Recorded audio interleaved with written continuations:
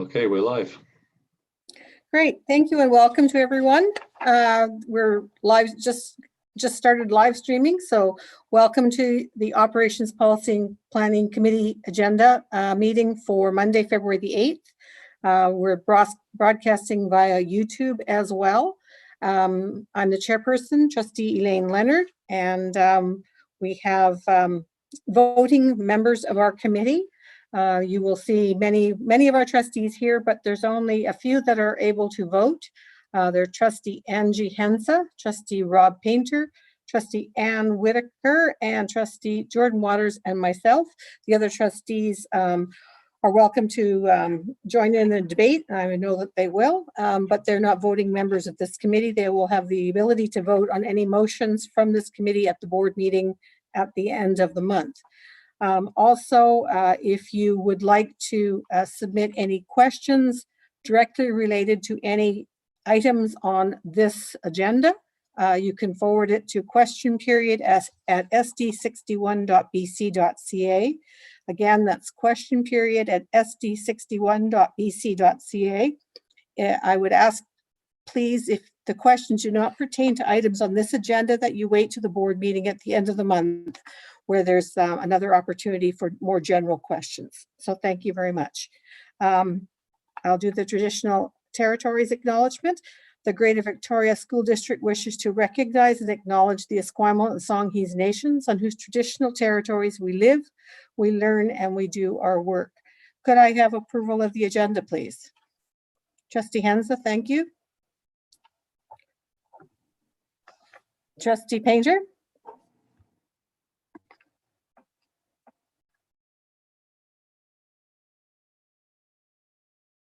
You're on mute.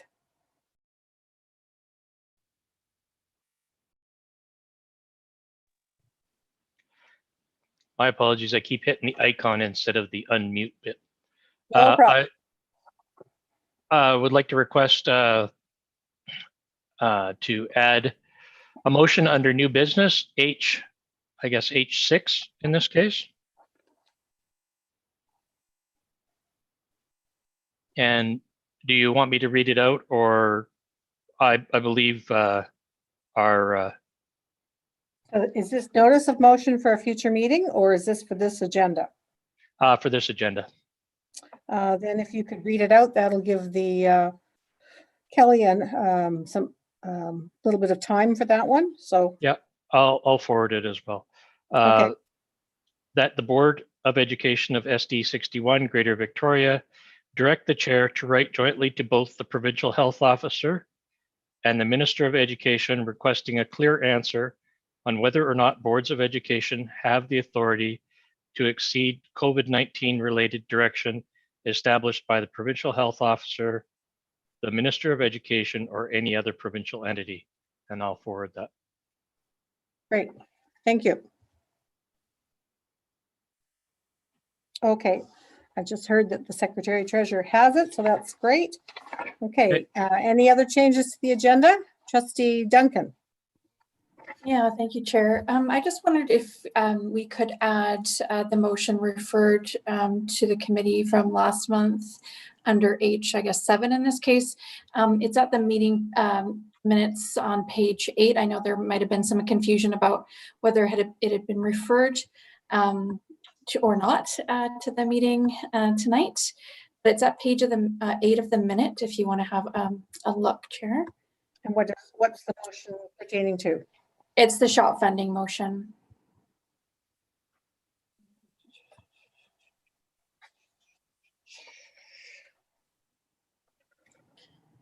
So it's page 8 of the pack-up, sorry, and page 3 of the minutes.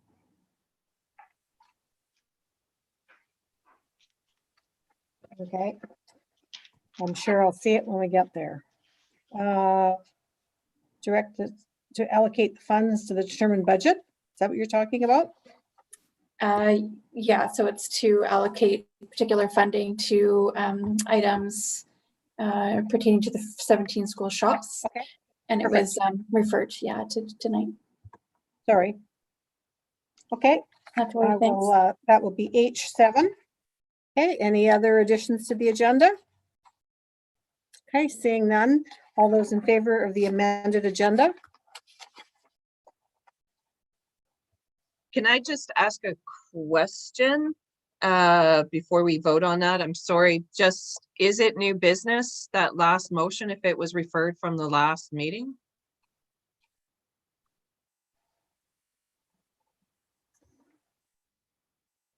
I'm not sure where it would go. Where was it Right. before? It was under, it was new business before, so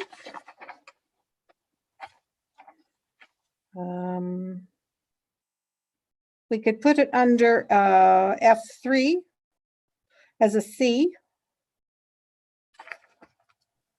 I defer to trustee Nicole Duncan as to where she thinks it should be.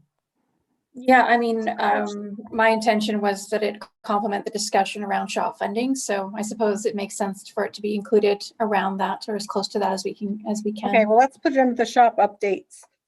Shops update under F3. We'll put it as C. Sounds good, thanks. Okay. All Thank those in you. favor, all those in favor of the amended agenda? Okay, thank you very much. That's unanimous.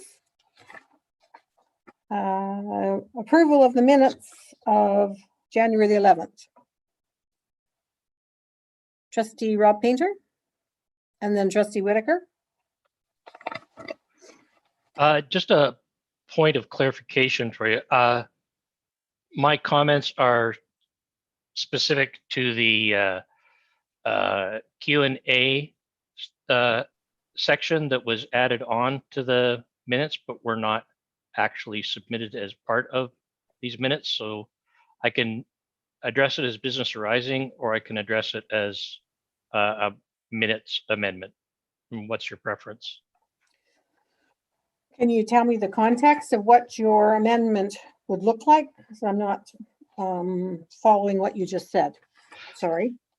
Well, on this was January 11th, January 12th, Q&As were added with respect to questions about Vic High Yes.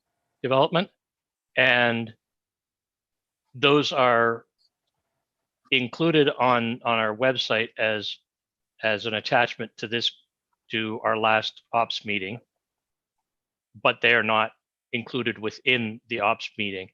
And as a consequence, I'm trying to understand if I should be addressing that as business arising, or if we're going to consider that part of the minutes. We're not considering as part of the minutes. That's going to be, in our Zoom world, that's going to be our normal format for presenting the minutes after, because sometimes we get a lot, as happened that one night, we got 6 or 7 questions. So if it's the questions that came from the last ops meeting, they're under number J in the minutes of this meeting, which says that they will be posted tomorrow morning, which is going to happen after the ops meeting. Those questions will be posted after. Same with the education policy. If there's questions pertaining to the agendas, we don't get a chance to answer them, or they're not able to be answered within the agenda, they'll be posted the next morning. So I'm not sure if that helps, but they won't be verbatim in our minutes that we get as part of our packet. Okay, I'll treat it as business arising then, and Okay. step back from here. Okay, thank you. Okay, approval of the minutes. Sorry, Trustee Whitaker. Thank you. I just have a very small amendment. If you look under D, the line says trustees thank staff for their work on this report, and it says VC Pack Hammer. Can we just insert president? I believe her title is president, VC Pack President Hammer. Sure, I'm sure that's an easy fix, Thank you. and everyone's caught that. Excellent. Okay, approval of the minutes. All those in favor? And that's unanimous. Thank you very much. Business arising from the minutes. Trustee Rob Painter. Okay, I'm just Oh, sorry, I didn't mute myself. My apologies. I should have. I'm just scrolling through to see where I can find them. They're on the website. Correct, they are, they were going to be for the record. If the Secretary Treasurer can refresh my memory where we put them on the website, but they were there as an attachment to the minutes, but not part of the minutes. Right, so the minutes can be found the Q&A answers can be found in the meetings calendar under the appropriate meeting as supplemental information. So I'm looking at January 11th ops, and I see Burnside Q&A from December 7th, 2020. And I think we've already posted, if we go to tonight's meeting, I believe they are going to be posted either tomorrow morning or momentarily tonight from the last meeting. So on the meetings calendar under the appropriate meeting, and then you'll see them there as a document or supplementary information. Okay, thank you for the information.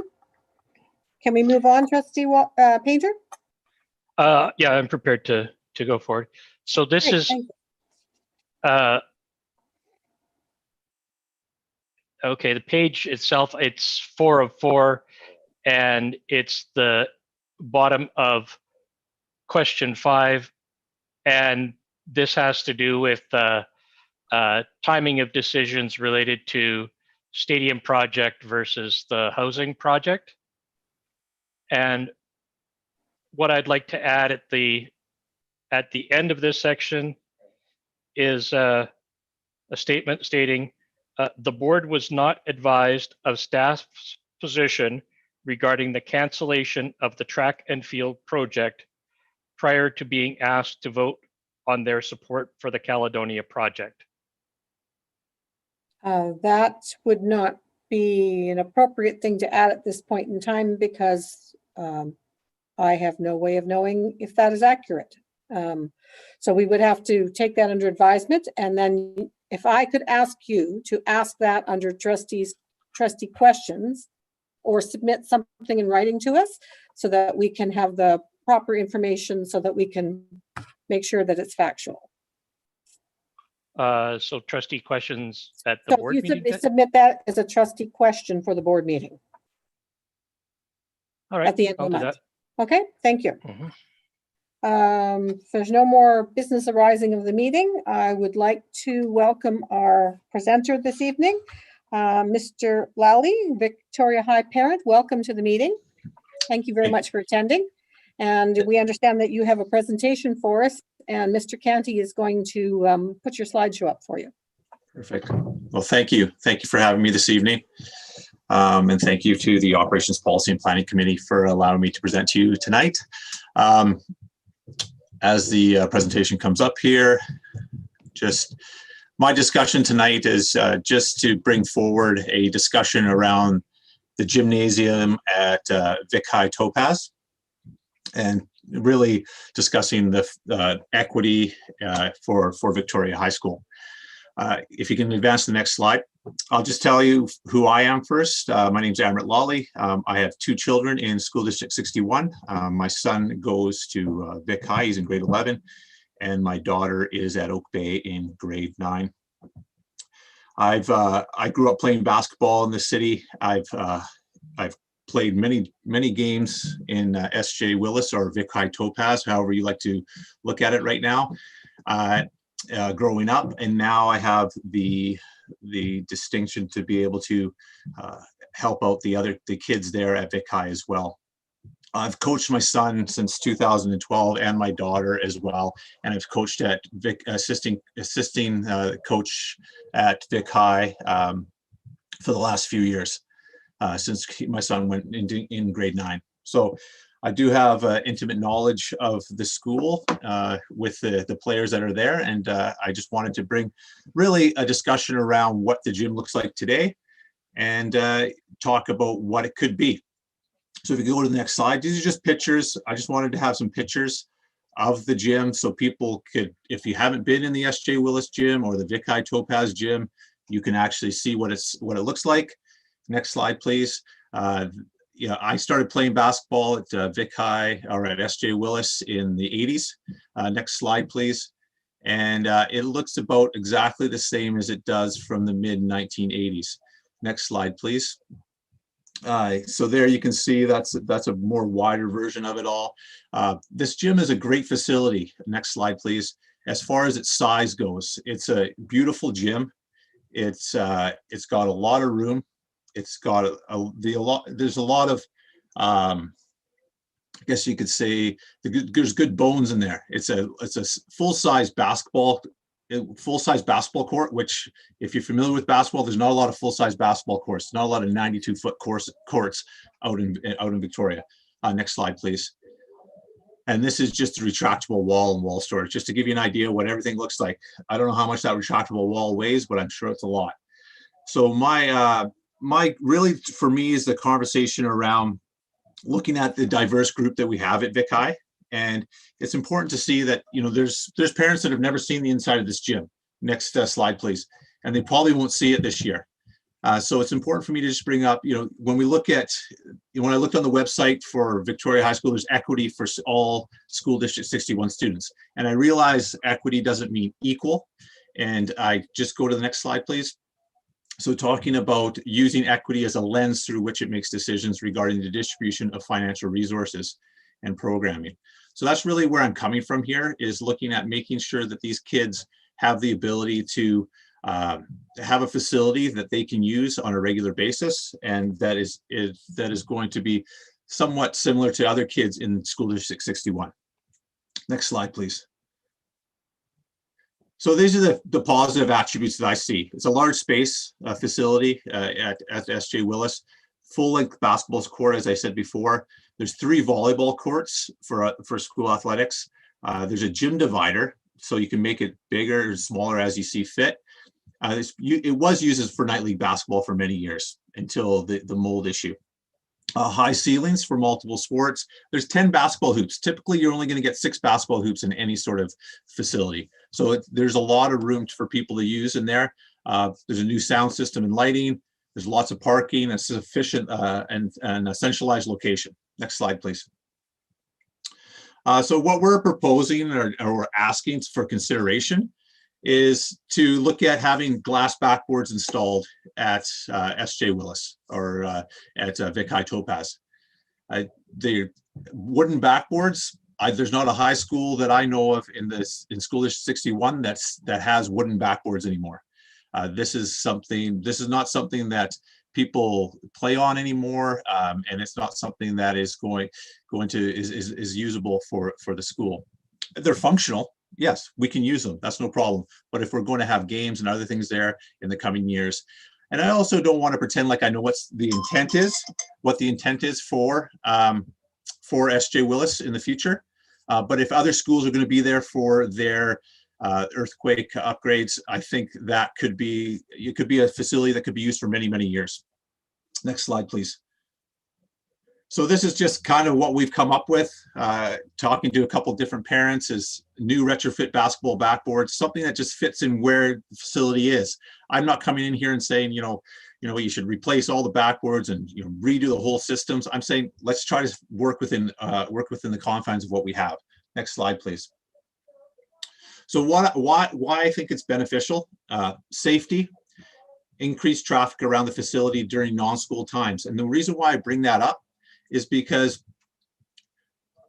that gym itself could be rented as a revenue source. So I'm jumping to the bottom there. It's a highly desirable rental space and then we'd create more traffic around that facility, so we wouldn't have to less worry about security over time. The equity for facilities for students use that are equal to that of others, and activity. If you're making the gym more attractive to the kids, there's going to be more use out of it. Next slide, please. So for myself, like being involved with Victoria District Basketball Association, I know that there could be some partnerships with them Also looking at KidSport, the ability to apply for some money through KidSport to be able to assist in upgrading this facility. And then looking at other organizations in the city like Flight Basketball, who rents out at St. Margaret's right now. And the only reason that they do that is that there's no facility that they see fit to run their programs out of. And this is a big facility in the center core. And it also there's high traffic. There's, as far as the ability to the traffic arteries that go around that school. You know, we're looking at Blanchard, we've got Quadra, we've got Douglas not too far away. So I think it's a good central area. Next slide, please. So really, I've gone over time a little bit here, but I just want to leave you with this graphic. And I think this graphic really spells out what I'm trying to get at here, is that equality and sameness is if we're all starting from the same spot. And my feeling and my look at what Vic High right now is, and that gymnasium that we're in right now, we're not starting from the same spot as other schools in School District 61. So we need to have the same access. And I think that if we're able to do that, then we can enjoy that equality for those students over time. And I'm just asking you as a committee to have a discussion about it and open a discussion and take a look at that facility and see what can be done either now or in the future. Thank you for your time this evening.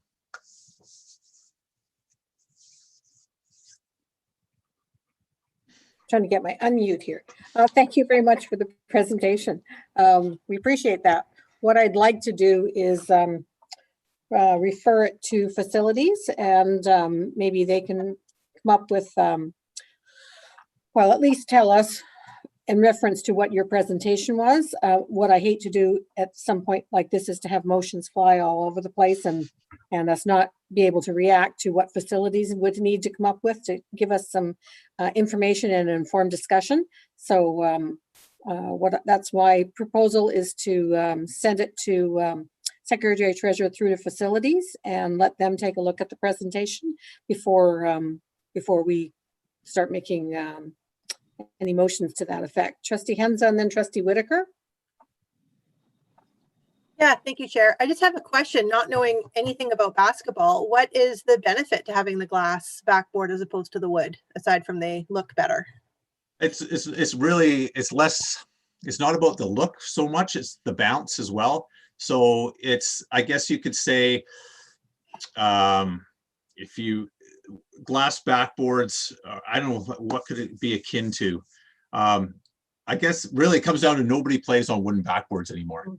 And glass backboards, nothing about aesthetics, it's about the bounce and about how things bounce off those backboards. Like any sort of pro sports and any other sports, they don't play with wooden backboards. It's kind of like the nettings at soccer fields. You know, I remember when I was growing up, they never put nettings behind on the soccer nets, but now we put netting there. It's we're just kind of going with we're just making sure that the facilities are the same as they are around the district. Okay, thank you. Okay. Trustee Whitaker and then Thank Trustee you. Pager. Thank you. I just wonder if I could ask through the chair for staff, if we could also, just knowing that SJ Willis, or so Vic High Topaz is going through a seismic, and what I am hearing is, you know, unfortunately there's a PAC meeting tonight for Vic High, so I couldn't go and attend that one, but I think that I would really benefit if I could hear some of what we are doing or what can be mitigated for students for this year. I know it is COVID and we're not really using our facilities the way that we would like to, but I'm wondering if maybe staff can just give us an update on what is going on with SJ Willis with these students for being in that space. Okay, Trustee Rob Painter. Thanks very much. I appreciate the presentation. Thank you for taking the time out of your schedule to come and talk with us. One of the things that I think recommends this as a facilities project rather than something that, you know, we might defer to the PAC or school funds for is that we're dealing with a transitional population. When students or parents are contributing to their homeschool, I think there's a greater sense of longevity and willingness, knowing that, you know, it's going to be there as a legacy or a contribution to that community. Different situation with SJ, simply because we're going to be rotating populations through every couple of years. And while I would encourage people to consider what their legacy might be as far as SJ is concerned, I don't think there's the same connection. And I think as a consequence, we should be looking at this more as a district facility than as an individual school. Thank you. Thank you. Trustee Ryan Painter? Thank you, Chair. I've been having some sound issues. I don't know if folks can hear me. I'm hoping you can. You're good. You're good. Great, thank you. I want to thank Mr. Lally for the presentation. As someone who who played high school basketball, actually who played elementary school and then high school basketball. Yes, I'm 6'4". I did play. I know the difference between a wooden backboard and a glass backboard. The wooden backboard absorbs the bounce much differently than a glass backboard does, and you just play with it a lot differently, especially if you're going in for a layup or something like that. The ball just responds so much differently. So I really appreciate Mr. Lally bringing this to our attention. And to the point about it being a transitional school, I think that anybody, obviously we don't have a motion on the floor, but I think that anybody who comes through the school should be able to use facilities that are up to date and that are current and reflective of giving them the best that they can have, giving them the best opportunities to engage with the sport experience. And that sport experience certainly is elevated when the materials are there for them to engage with in an appropriate way. So I appreciate Trustee Leonard or Chair Leonard's comments, and I'd be interested to see if facilities has anything to come back with us in regards to budgeting for this. So thank you, Mr. Lally, for the presentation. It brought me back to some interesting times. Can I just say one thing before I Sure. before I wrap up? And that's for myself as well, is that I realize this is a facilities thing, but I also took this from a business side as well. This is what's in it for School District 61 outside of just, I think it's important to give the kids the best possibilities inside of their school, but also too is that as far as a rental goes, and being able to have something that you can, and I understand, like I've read through I understand over the years that rentals were more of a cost center than really something where the district made money, but I don't think there's any reason why that can't change in the years to come. Thank you so much.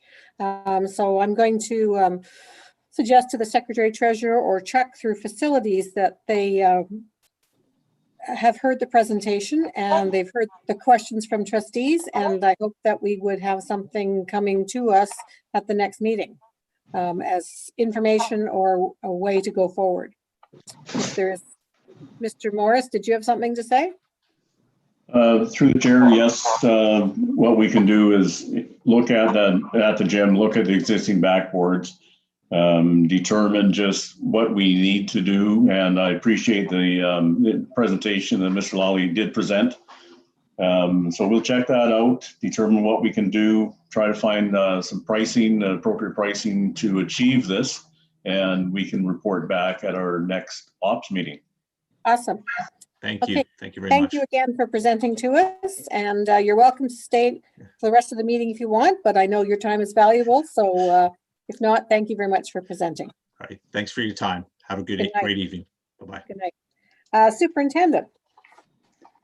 Thank you, Chair. I just want to do brief introductions for Jillian, who's from Lambert Park, and we have Bryn with us today from Spectrum, our students who are part of our student trustee grouping. They have been incredibly valuable with their ideas and opinions as they join some of the discussion. Great to have them aboard. They know that they can chime in if they have questions or thoughts on some of the topic items, but great to have them here and knowing that they've got incredible things to say when they're curious about a topic. And just so you know, I'm not a techie, so I have two screens I'm splitting here. So if I don't see you right away, as students, you might not be as vocal as the trustees will be. So please just unmute yourself and yell that you'd like to speak. So looking forward to talking with you if the mood strikes. Thank you so much. We have nothing under personnel. Under finance and legal, we have policies and procedures this evening, and we are not going to spend any more than an hour on this. We're going to start, it is now just 7:30-ish. So we're going to end this at 8:30, and then we'll move on with the rest of the agenda. So the first item is policy development workflow, and I'm going to turn this over to Trustee Waters to lead you through that, if she wouldn't mind. Certainly. Thank you, Chair. We've had various conversations about how policy should flow forward to the board and what's going to work best. And I know there may be a variety of ideas at the table, which this is hopefully going to provide an opportunity to discuss. But we did, as a policy subcommittee, come up with a plan that we, in our experience, works the best. And it is allowing us to come forward to the board and to our partners with the best possible version, so that we can use our time as a committee really debating the merits of the policy and you know, the various ideas, rather than you spending time wordsmithing or, you know, small things we can catch really easily. And so it's been great getting people's feedback in advance. So I developed the memo and the workflow chart. I know some people are more visual. If the visual isn't helpful, just please refer to the memo, because it is just describing exactly what the workflow chart does. And the main thing here is we're trying to highlight, where does the policy subcommittee's work come from, right? And it comes from a regular review of policy as per our TOR. It comes from board motion, and then there's legislative changes and things that come to us where we have to develop a policy, or a gap has been identified by some external body. So once that comes to the policy subcommittee, we look at the policy and we develop any recommendations, whether that is to abandon a policy, to amend it, you know, to completely redraft it, whatever it is. And at that point, we would send it out to the trustees to give them an opportunity to send back their thoughts, so that we can consider them, incorporate whatever pieces those are. And then that document would go straight to ops, or if appropriate, would go out to our experts. That could be our HR department, that could be VC PAC, that could be whatever body we want to consult with. Send it to them. They give us our feedback. We incorporate it, consider it, and then send it forward to ops. And then ops, of course, has the choice to send it back to policy subcommittee with direction, or to adopt the policy or recommend adoption of the policy to the board. And then, of course, the board can either adopt the policy or send it back to policy with direction for what we would do. And so what we're hoping today is to get some affirmation around our processes and some agreement, so that the policy subcommittee can proceed confidently, and that we're not having to have these discussions about what should happen when and where. There is a lot of big policy work that's very overdue in our district. And so I know our subcommittee has been described as energetic, and yes, we are, but there is a real list of priority things that need to come forward. And so we want to make sure that we're doing it as effectively as possible. So this is our recommendation, and I leave it to the committee to discuss. Thank you, Trustee Waters. And just one last note. This is nothing new. This is what we have been doing. It's just been formalized in written and visual form for everybody to see in one place, because there has been some questions about how come this went there and how come this went there, but this is what we've been doing for the last year as a board. So there is a motion on the floor if somebody would like to put it there, and then we'll have discussion. Trustee Waters, the motion's on the floor. Thank you. Is there any discussion from any of our partner groups before we get into debate?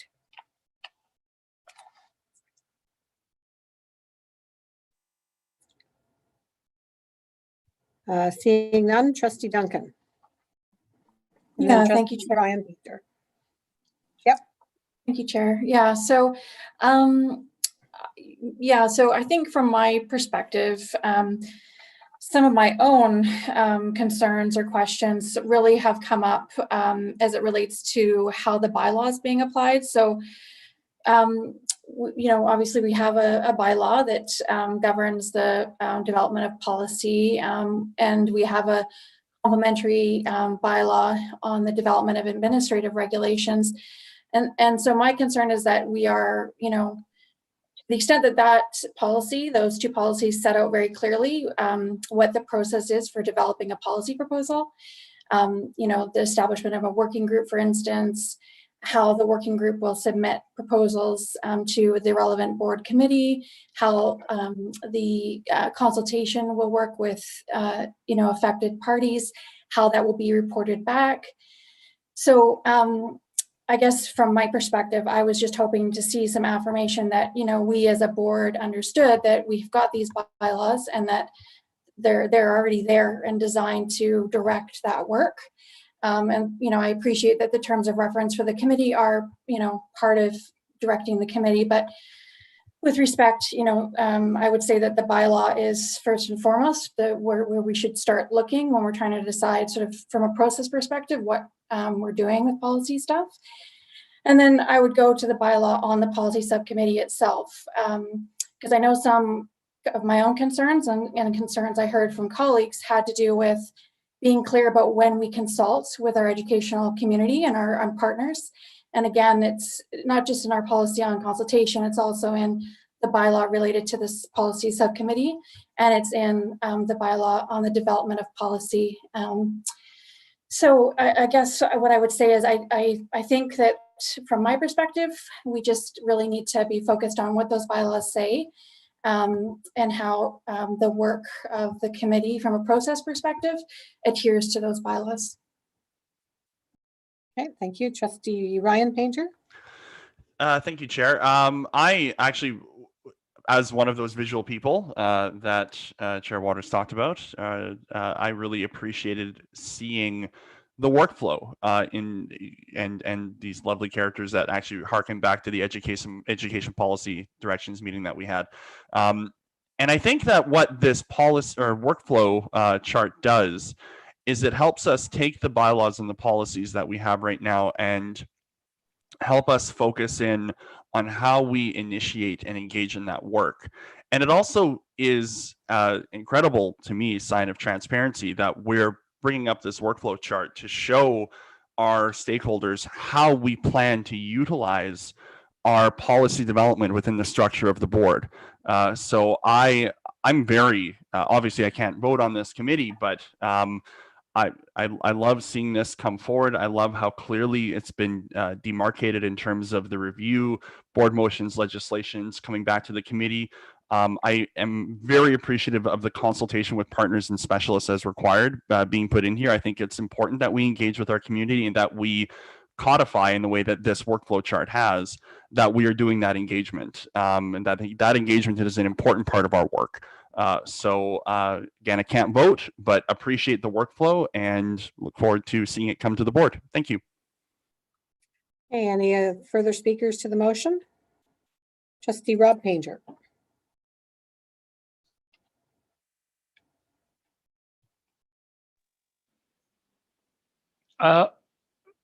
To follow up on what Trustee Duncan said, I am challenged by the decision to move away from our established policy and bylaw direction to take a new approach.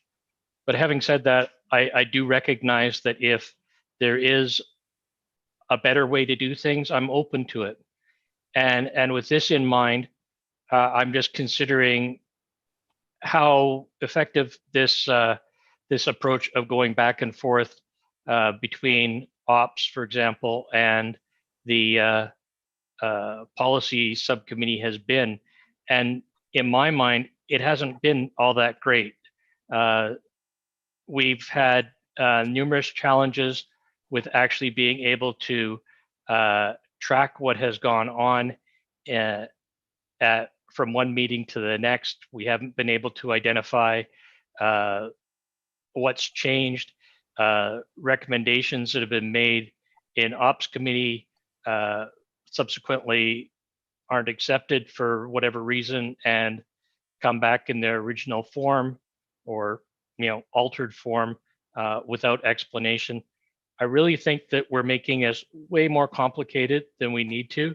We have an established process, and I think that the work of the policy committee to actually get together, work on things, and then hand them off to operations where we can actually, or education policy for that matter, if it's appropriate, where we can have our discussions in public with the engagement of our stakeholders in those meetings. I think that is the way that we should be doing it.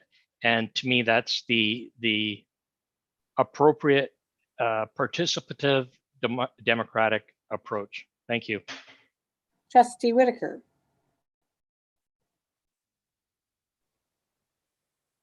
Okay, thank you. I don't know why I'm so upset, but anyway. So for me, I want to first say thank you for all of the work and for creating the graphics. That's really cool. And maybe I'll figure that out one day. But you should have seen me trying to do a PowerPoint the other day. Oh my goodness, that has changed. Anyway, so for me, I just want to point out in what, so when I look at these things, I do what I've done in the past, working in education, and then I go to the bylaws, I go to the policy, and I go to the regulation to guide me. And I think that the reason that this has come forward, as I think Trustee Painter has said, is that it hasn't really been totally smooth. So I went back and I took a look and I go, there's a reason that's happening. And for me, I found when I looked at bylaw 9210, development of policy in rationale point 2, it says that the board believes that to fill its democratic mandate in representing the public interest, it must be involved in or give leadership in all stages of policy development and implementation. And for me, that is a very strong belief I have. And when I look at the work here, my first challenge here is that, and especially if you want to look at the graphic, is I don't see the board having that much direct involvement through this process. I see the policy subcommittee having a lot of input on that, and where you talk about partner groups, I think that the board should be part of that piece of how it's communicated and is part of that consultation piece. So I find that that doesn't represent my views and my, I guess where I come from on that. Then I also found myself looking at the other area that bothered me the most about this is I also hold very true the value that we must have our debates and our discussion in public. And while I do appreciate, as Trustee Waters says, that this just worked easier if we could all email this in and it's all sort of incorporated, and then we can come back with this other document. And I appreciate that does make things easier. But at the same time, I come to every meeting with prepared to have my thoughts changed or not stuck in one spot. And that only happens because I hear the discussion and the debate of other people, of my colleagues in the room. And if that debate is happening through emails being mailed to the policy committee, I'm not going to have the ability to get my sense or my feel or the reasons why, and all of those inputs that would actually change my mind and guide me to a better decision. So I'm challenged again with where all of this information that I believe is my responsibility, because creating policy is frankly the only real responsibility that we have, that I want to have more involvement in that. So I think that some of the challenges for me with this, where I do appreciate the work in creating it, is that I don't think that we are, the board has enough involvement in this. So I don't support the workflow for those reasons. So I appreciate your words. Having been on the board for a number of years, I think I voted against a policy committee at the beginning because we used to do all the work, although that's why our policies are so far behind. So the board decided that they were going to create a policy committee because none of the work was getting done at the standing committees. And at that time, we probably had 4 standing committees. So it's been an evolution as to why we have a policy committee. There's my historical background. Having said that, we've been doing a lot of this to help you by sending out and asking for feedback so that we're not spending 3 hours wordsmithing one paragraph. And that has helped further some of the work of the policy committee. We've not written, but it always comes back to this committee or the Ed Policy Committee for discussion. So the board still does have very much of an input, and it still is debated at here and then again at the board level. Sometimes it's sent back to committee, but that's why we brought this document, because it is sort of been getting into a gray area. We're trying to make it into black and white again. Trustee Whitaker, you had your hand up for a follow-up. Oh, and then Trustee Waters.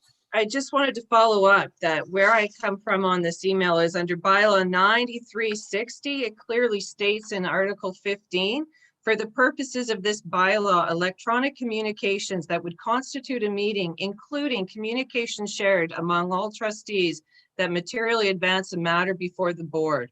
So for me, there's just that sense that I'm not sure that we're doing the right thing where we're not being included. So those are just my views.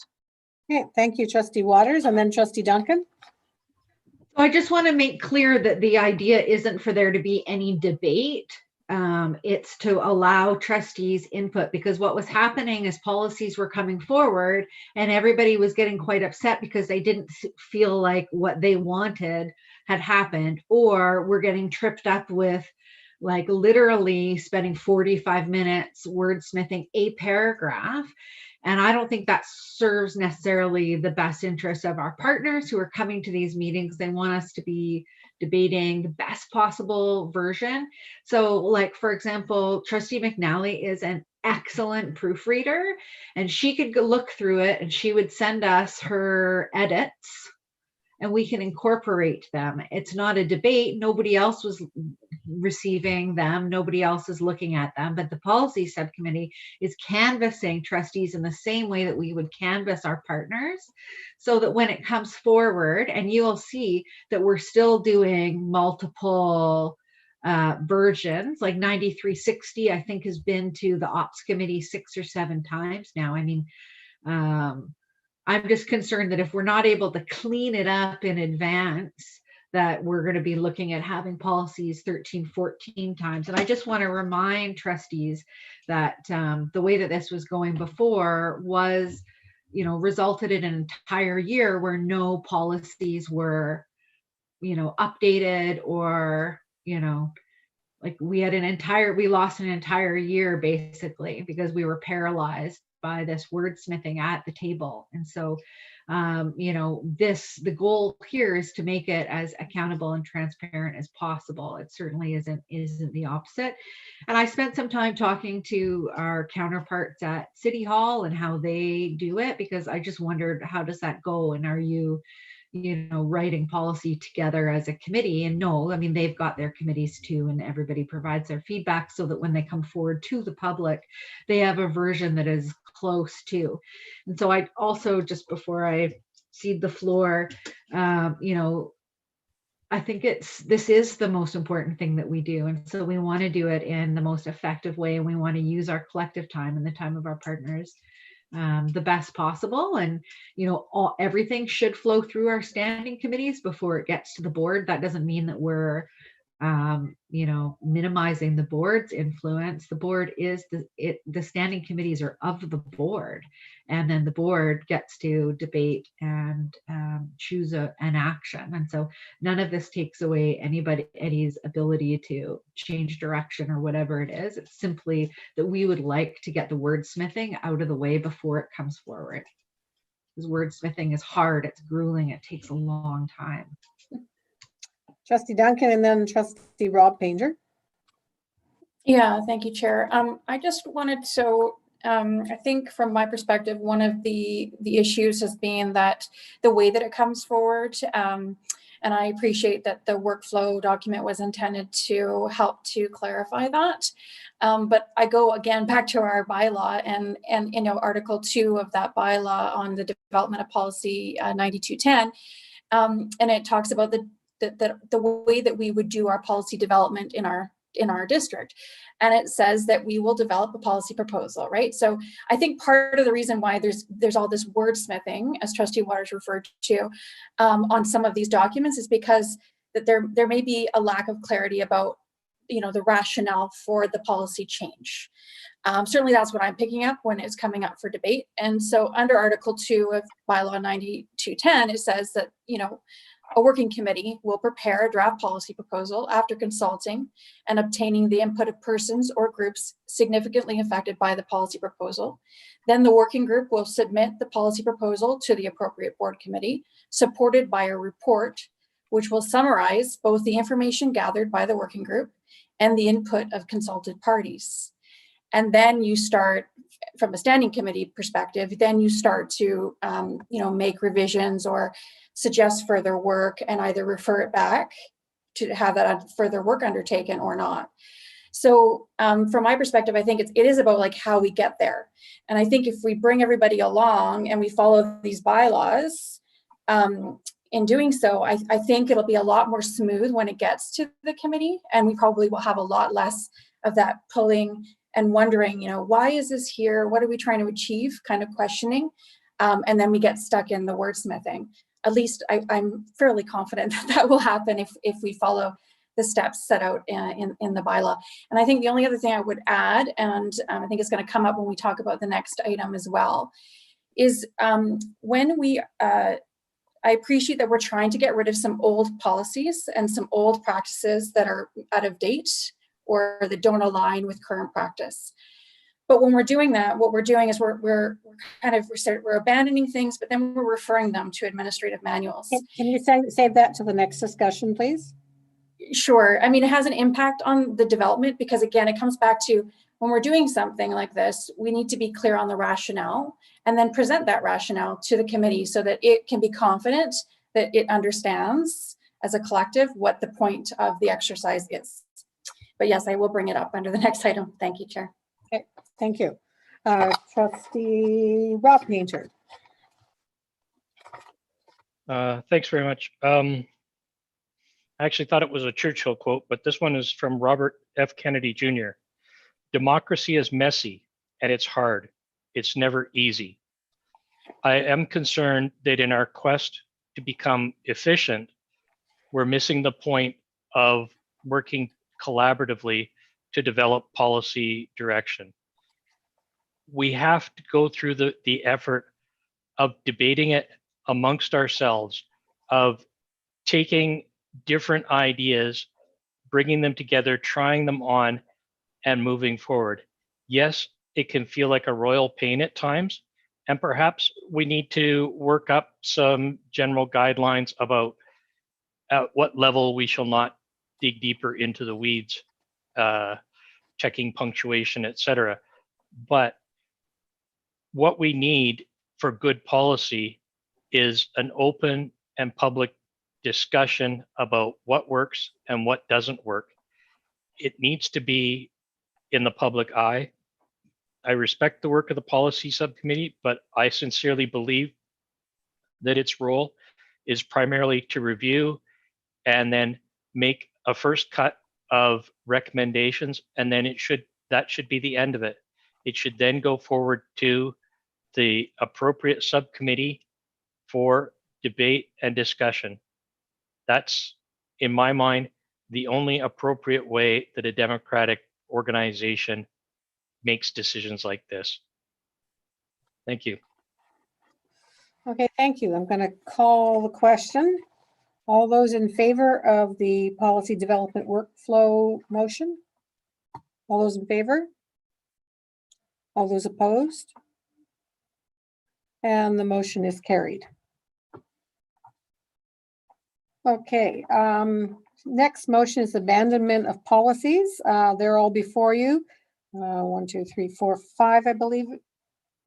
5, and then a few to be referred to the superintendent's manual. And somebody asked the question about the reason for each one, and I think it's page 36 of your packet has a listing of them and the reason beside each one why the policy committee abandoned them, the reason for abandonment. So could I have someone put the motion on the floor? Trustee Waters, is there any discussion from any of our partner groups before we start debate? VC back. Crystal. Thanks. I was listening to your debate earlier, and I think on the earlier motion, and I think it ties to this because I just have questions around how much notice VC PAC is getting as a stakeholder to think through some of these things, right? I remember the multiculturalism policy I think you abandoned, and that was a big deal for some of our parents. And I'm just wondering if there's a way, which ties into what you were talking about earlier, where there could be a clear motion at a board or a committee level that this is what's coming up in the next month or two. Here are the reasons, for you to think about, and who we see as the appropriate stakeholders to be consulted. That would provide a lot more clarity, because I do, over the last little while, as I've seen this subcommittee work, is very efficient, but as a stakeholder group, we're not feeling very consulted at this point. When I think back about, I have an opportunity to hear, as a first speaker many times, which is very difficult for a stakeholder without having the benefit of listening to you all grapple with it, to kind of launch in, off the cuff with a weekend to think about it, which doesn't make good policy from our perspective. So those are our comments, and thank you for considering. Thank you. And just thank you for thinking that we've been very efficient and moving things along. Just so you know, I think everything on this agenda tonight has been on the agenda for 3 months because we haven't been able to get through items on our agenda. So I appreciate that you'd like more warning, but this particular group of agendas, group of motions, with the exception of Trustee Waters, has been here a while because we have been consulting and dealing with more feedback from trustees and things like that. So could I just I get your point. I get your point. Could I clarify then, like the policy 6142, 6145, 6151, they've been on this motion for 3 months? Is that what you're saying? Okay. Yeah, I believe so. Because we just moved everything forward from last month because we didn't get to it. Yeah. Okay, well, thanks for clarifying. But it is really important to be able to listen to you speak about it before we're put on a spot. So thank you. Correct. No, I do appreciate that. Thank you. Okay. I think Trustee Waters put it on the floor, did she? Yes, thank you. Any trustees' comments or questions? Trustee Duncan, then Trustee Rob Painter. Yeah, thank you, Chair. I just wanted to speak to 2 things. One, the comment from the president of VC PAC. I wanted to say that, to me, that's the connection between our earlier discussion around bylaws on the development of policy and the need to bring people into the process earlier to consult. But what does consultation look like, right? So to me, it means like there's a rationale in writing for why we're making the change. And when it comes to committees, I think there is an opportunity for our stakeholders to be part of the conversation, not just when the motion hits the floor, but in general. I mean, I believe we can move into a session, a committee of the whole, and have a more free-flowing conversation if that helps us as a board to do our work at committee, where the dialogue should, be flowing and it's not just about questions, right? It's about having that dialogue at committee level, which we can't do as easily at the board level. speaking directly to this latest list of policies to abandon or to refer, I'll say the same thing I did when we first started getting this approach through the committees, and my concern is the same as it was then, and that is that, my understanding of our bylaws is that an administrative manual, it stems from an existing board policy. So where we have an administrative manual that supersedes or replaces a board policy, I think we have a problem with adhering to our bylaws. So I don't know if I need to sort of like address that as a point of order, or if it's just something that we can, really look into. But my concern is that, by getting rid of a policy and then throwing that into an administrator manual, we're not following our bylaws. The policies they stem from, so the administrative manual and the administrative regulation has to stem from an existing board policy. It doesn't stand alone. So, and I think our bylaws 9220 and 9210 make that very clear. And if you look at policy 2100 on the superintendent and the role of the superintendent, at paragraph 5 on policy and governance at 5.2, it says that the policy and government's role of superintendent is to develop and keep current an administrative manual, which we've referred to, an administrative procedures manual that is consistent with board policy and provincial policies, procedures, regulations, and relevant legislation.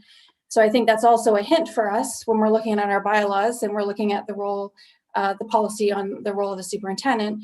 All of it is directing us to, first and foremost, as a board, develop a policy. Then second, our CEO might develop an administrative regulation or put it into, codify it into an administrative procedures manual to help staff to apply it in practice. And so I feel like when we're doing what we're doing and we're just getting rid of policies and referring it to an administrator's manual, we're missing a very, very important legal point about adhering to our bylaws. And I hope this time around I've said it in a more clear fashion, but I really, really hope that we rethink the approach and, rather than just referring it to an administrator's manual, we say, okay, maybe there's still a need for that policy.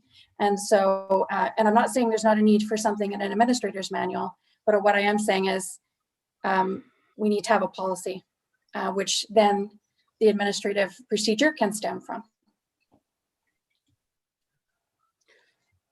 Trustee Rob Painter and then Trustee Waters.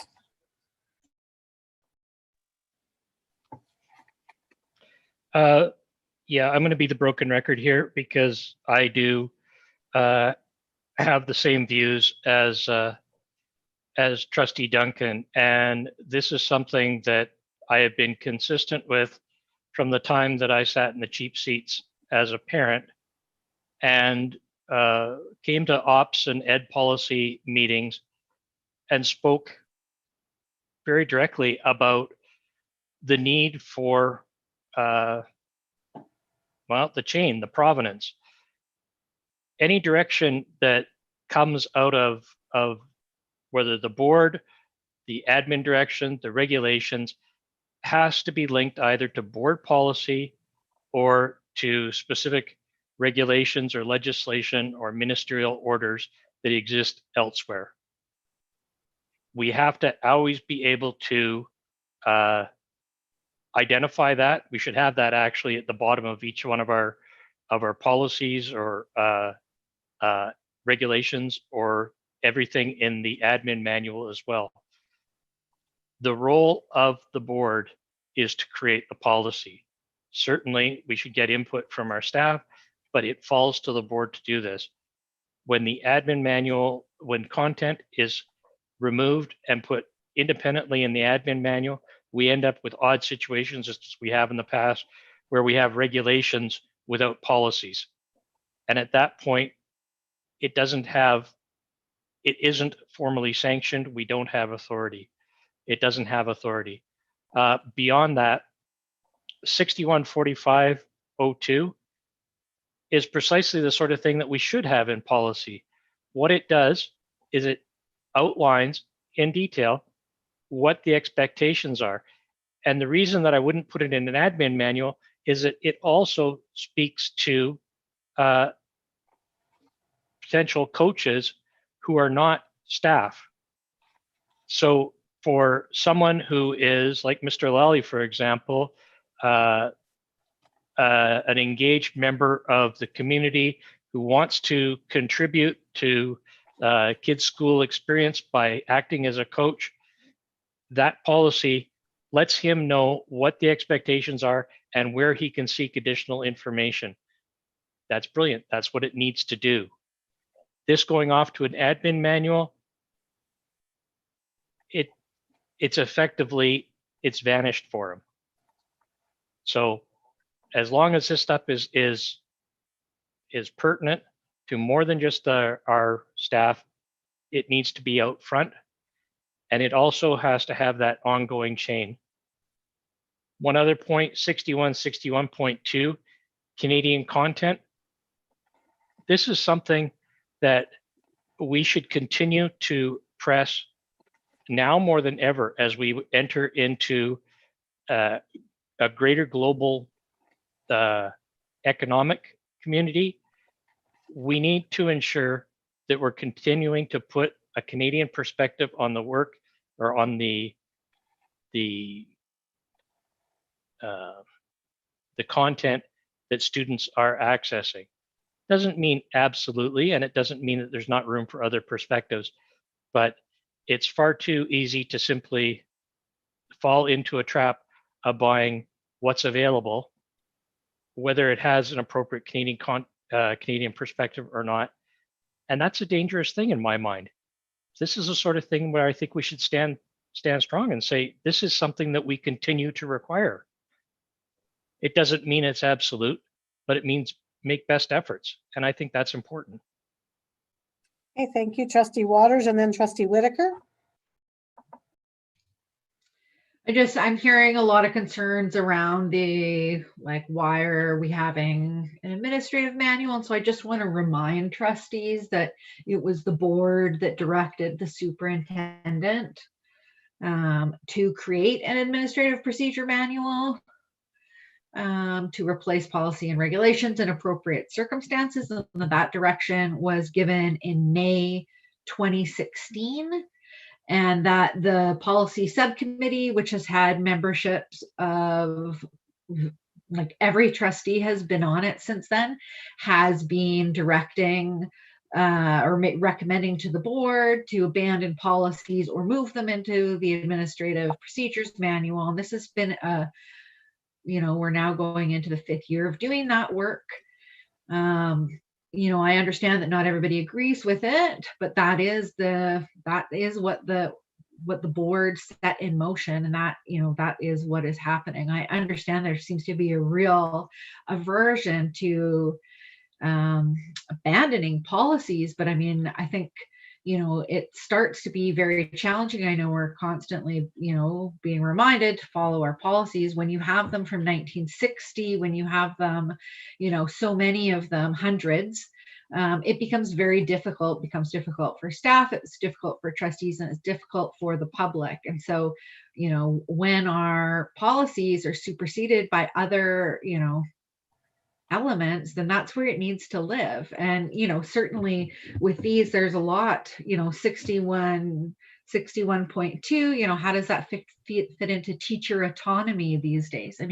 Ideas change, and I'm just concerned that we have so much to do. We have this huge backlog, and we cannot move past arguing over whether we're going to have an administrative procedure manual, which has existed for over 4 years. And we're going to argue it every single ops meeting. We're going to spend all of this precious time together when we could be developing policy. It just feels, it's just, it's unfortunate, I think, because we have a lot of really important things here, and we're not going to get to them again. And so they'll just move forward, and then we'll say, why hasn't the policy subcommittee done this? Why hasn't this been updated? And it's because we can't seem to move forward. You know, the board sets a direction, and we have to follow that or set a new direction. Bring a motion if you don't want the administrative, you know, rescind that May 2016 motion and let's have that debate, because this is getting really exhausting. Just as a reminder to trustees too, that the administrative manual will be going onto our website. It's in the process of being developed by superintendent's office as we speak, so that will be updated and hopefully on the website in the next few months. I have Trustee Whitaker, then we're going to call the question because I see we've had repeat people coming forward for this. So we're going to talk with Trustee Whitaker and then I'll call the question. Okay, thank you. I just want to clarify, I haven't heard that anybody has said not to do an administrative manual in any way. I think that what I've heard people say is that an administrative manual is much appreciated, but it is a complement to policy. And that the challenge that I have heard from trustees is how does the superintendent in the administrative manual say, we're going to do this thing. We're going to only buy yellow chairs. If there isn't something for the superintendent to look back to that says, you know, anytime we buy anything, the school colors should be picked first, which is yellow, right? We don't have that direct correlation. So that's what I heard. But the reason I put my hand up was not about that, because I do also agree and have agreed to abandoning policies that are clearly in the School Act or in the collective agreement. So there is a document even higher than our policy that dictates what should be in the administrative manual. I fully agree with that, and I think that is good updating. In fact, our bylaw 9210 clearly states that's exactly what we should be doing with policy, is that we should be, in fact, if you want, I can read it out to you, but types of minor updating are new position descriptions, gender language, number sequences, and organization of manuals where required. The process will not change the intent of any documents. So my question, why I put my hand up, is I would like to have a better understanding of what not needed established means, because if that means that there is another document that already tells the superintendent, let's do that, then I'm all in. But if there isn't that document that I can relate that to, because as a parent, I have spent many moons looking over 60 different districts' policies, trying to support a parent who's trying to figure out, how do I do this? What is my district's policy on that? So there must be somewhere for them to find it. So, and then I just want clarification. Does staff responsibility mean that that is in a collective agreement or something? Because if it does, I'm all in. But I need an understanding of what the reason is. But I also want to say I really appreciate that you've written down a reason so that I can figure it out. Okay, thank you. We're going to call the question because No. I need a clarification on what that means before I can vote, please. I really just had the question. What does not needed established means? And what does staff responsibility mean? Okay, so maybe superintendent or secretary treasurer?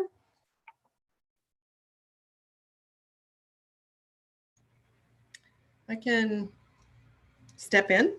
So staff responsibility, when we first started talking about going through some of the policy review and the historical policies that have been in the policy manual for decades, we started to talk about the delineation between staff's responsibility and the board's responsibility, and roles and responsibilities. And where we say staff responsibility, this is a delineation of the board's role in policy and development and direction in the district, and what is staff's responsibility in terms of fulfilling our responsibilities separate from the board. And so we start to talk about roles and responsibilities, which we talked about at the very beginning of this exercise when we started abandoning some of the policies.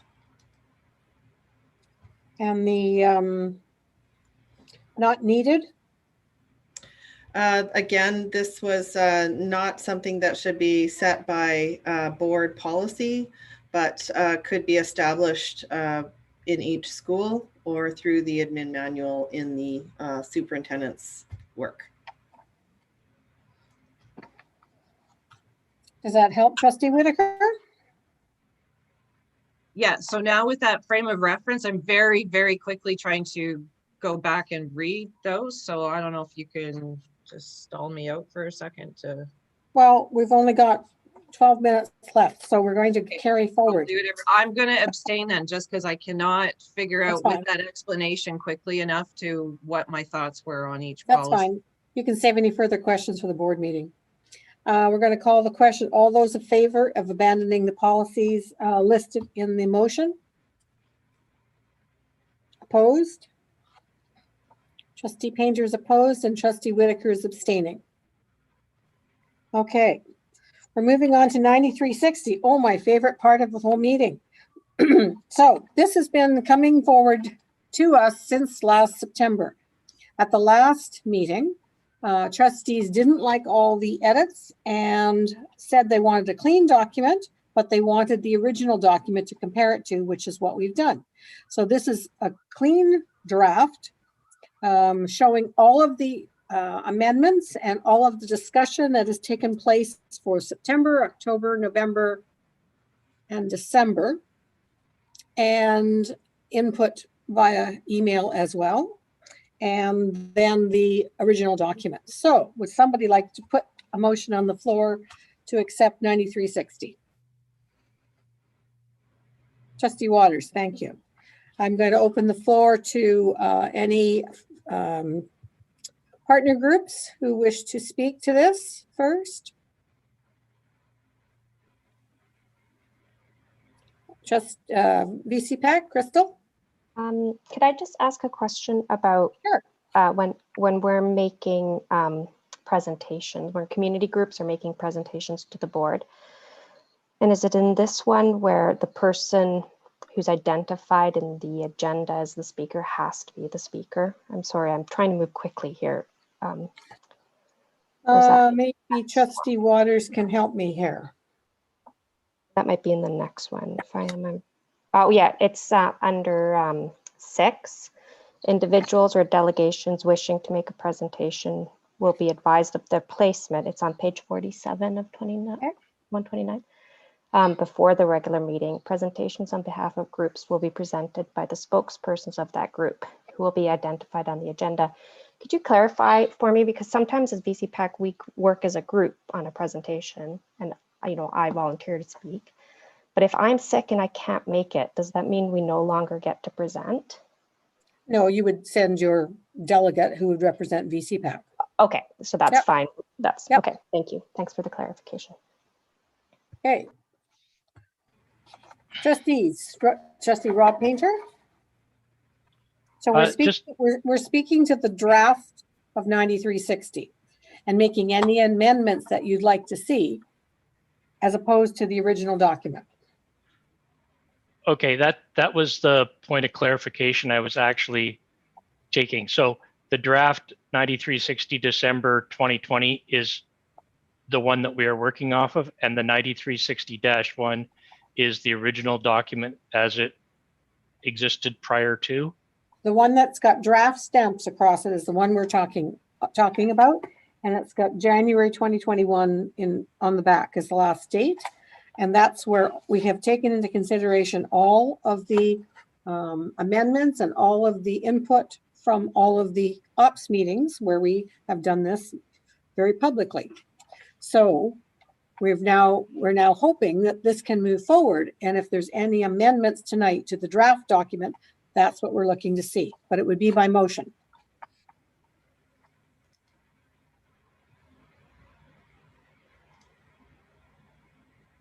Okay. So you want Trustee, a motion or? well, I'd like a motion to put it on the floor. Okay, well, I will put it on the floor, sorry. Okay, Trustee Whitaker. Okay. Thank you. Now, does anybody have any I do. motion? Okay, Trustee Whitaker and then Trustee Rob Painter. And I'm hoping, so maybe, I don't know. So I looked at number 9. And it says proposed agenda items will be provided to the secretary treasurer no later than Tuesday before the meeting. I have tried to do this, and I just am trying to be real that after a late meeting on a Monday, Tuesday is often impossible. That I'm hoping that we will consider just moving that to Wednesday by noon, because I just think that's more realistic, especially when we have late board meetings. I find that's just been my experience. So I just thought I would make that comment on that, that in an effort to actually meet deadlines, that was a big challenge. So I thought I would make. And just to give you feedback, we had originally Wednesday. The original draft that came to the committee was Monday, and so we compromised it Tuesday, hoping that trustees, because they said after a meeting Monday, if something came up, they wanted the day to get a motion to the meeting. So that's why it's Tuesday, and that was discussed and debated back and forth at much length. So my recollection of why it didn't stick on Wednesday was that was an issue for staff. That's why I was saying that my compromise would be Wednesday at noon. And it was something to think about.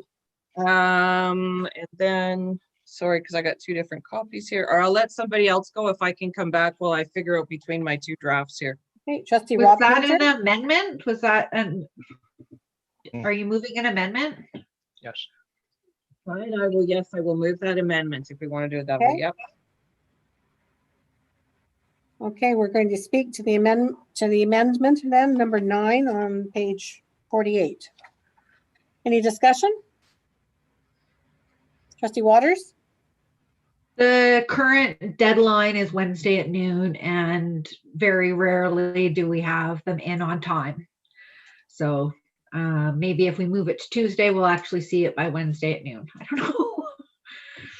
But we're not getting, it's been noon on Wednesday for some time, and it's pushing it into the Thursday, which is causing problems with agenda setting processes. So I don't think that's about the policy. Maybe that's about the implementation then, because I really am trying to make Wednesday at noon. I'm not making Tuesday. You're setting me up to fail. Okay, speaking to the amendment, Trustee Ryan Painter. Thank you, Chair. Actually, I really appreciate seeing this. This is one of the things I think I talked about when I first became a trustee, was shifting some things forward to allow for some more time, which I think this does. I don't think it aims to limit anybody's participation or engagement in agenda setting or providing information. I think it allows us to pull things together in a more expedient manner and provide information to the public in the most quick and efficient way that we can. So I think that this is exactly and perfectly on point. Thank you. Okay, any other speakers to the amendment? Trustee Rob Painter and then Trustee Duncan. Yeah, I feel that this is going to end up with us trying to rush motions forward, which is going to end up with poorly developed or motions that maybe sober second thought would have seen in a different light. I'm not quite sure what the issue is around agenda setting. I know that when I chaired this committee, I was able to talk with the Secretary Treasurer for about 5 minutes flat and be done with the agenda. It's not a complicated process, and I don't honestly see why that would be a factor in pushing this back an entire day. This is general meeting of the board, as well as the ad hoc committees. So it's not just the ad hoc committees, just so you know. Trustee Duncan. Yeah, thank you, Chair. Yeah, I mean, I still am of the view I was last time we looked at this, which is that I would prefer that trustees have more time to get motions for agendas rather than less. And, you know, I appreciate it, you know, that it needs to be turned into a document that can be provided to the public. And that we aim to do that on Friday. And so I appreciate staff need time to do that. But the Wednesday at noon, I understood was workable, and it gave staff time. And I think I would rather see us address individual trustees who are not adhering to the Wednesday at noon time, encouraging them to do so rather than changing our bylaw. Okay, thank you. We'll call the question on the amendment. All those in favor of changing the Tuesday in the document to Wednesday noon? All those in favor? Opposed? And the motion fails. Any other amendments to 9360? Trustee Rob Painter?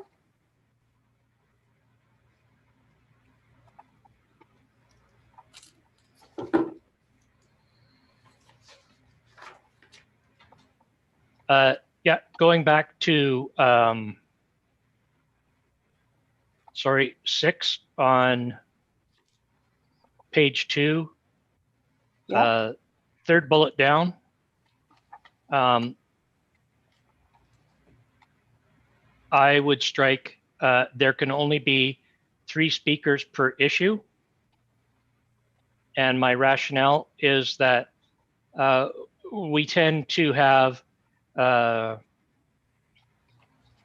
surges of public participation that relate to key issues that have captured the attention of the public.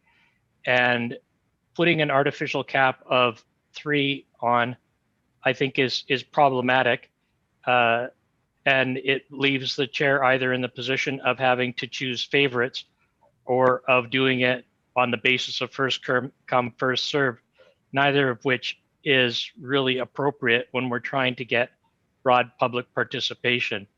I would go further to say we listen to everyone, but I know that's not going to fly. So I'll limit this now to saying delete, there can only be 3 speakers per issue. Okay, any speakers to the motion?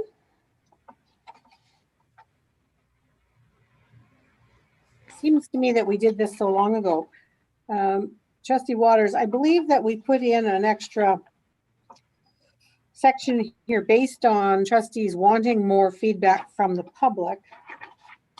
And was that not under number 11B? Which was to cover off if there was not enough room under number 6 where Trustee Painter is talking about, there was an additional spot, and nobody seems to have mentioned it so far, opportunity for comments from the public. And there was 15 minutes allotted to that near the end of the agenda, in case people did not have the opportunity to speak. So just so people know, we weren't, with the feedback that we had, we weren't trying to take away opportunity. We were trying to make sure we had as much opportunity for people to speak as we could. So speakers to Trustee Painter's motion. Trustee Hensa? Yeah, thank you, Chair. I'm torn about this. I agree that we want to hear from as many of the public as want to talk. And I've certainly been in the cheap seats talking with many other people, not just 2 other people on a topic. However, I think that the numbers and time may be extended at the discretion of the chair covers that. I think in most cases, our chairs are willing to extend that limit if we don't have a ridiculously packed agenda that's going to take us until 11 o'clock. So I like the idea of the amendment, but I don't think it's necessary given the wording and the disposition of the chairs that I have witnessed. Okay, any other further speakers to this motion? Okay, we'll call the question on the amendment. All those in favor of, in number 6, bullet 3, striking there can be only 3 speakers per issue. All those Chair, in favor? am I not allowed to close? Not in this tight time frame. We're just trying to move things along, Trustee Painter. Okay, well, Okay. You brought my attention to a point that I really feel I would like to address.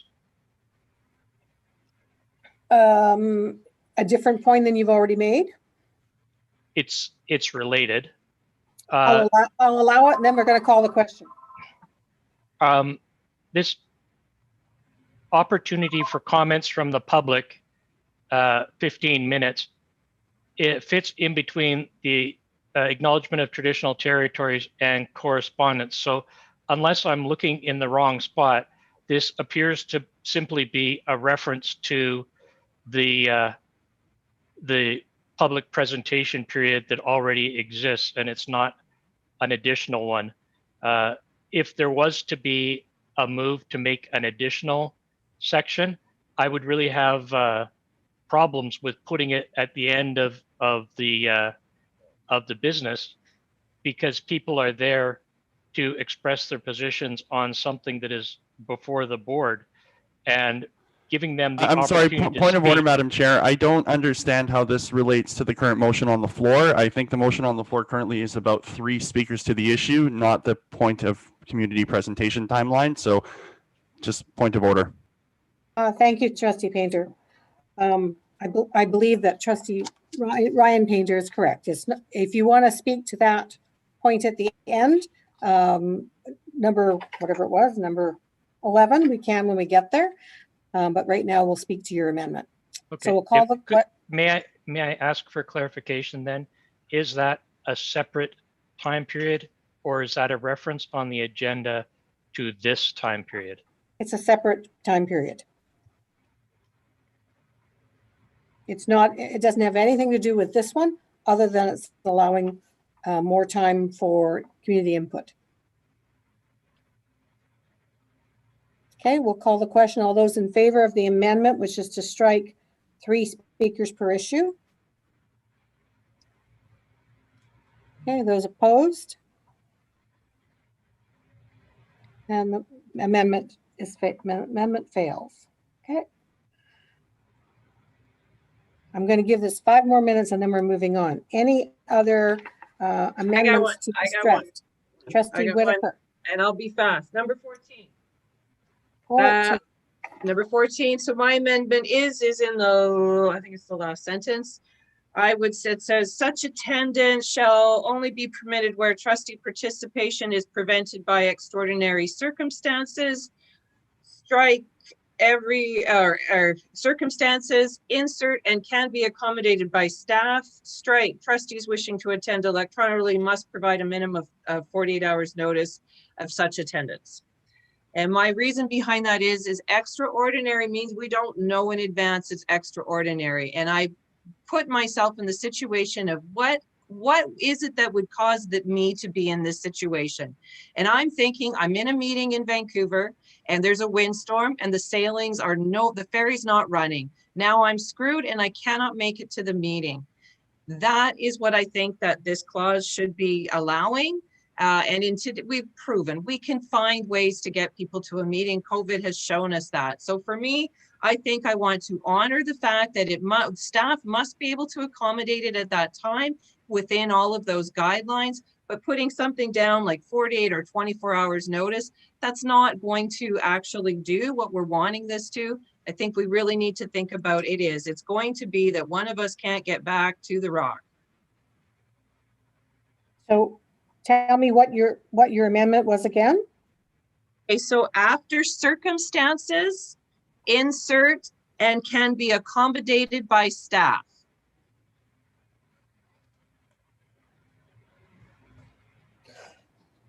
And then strike the rest, which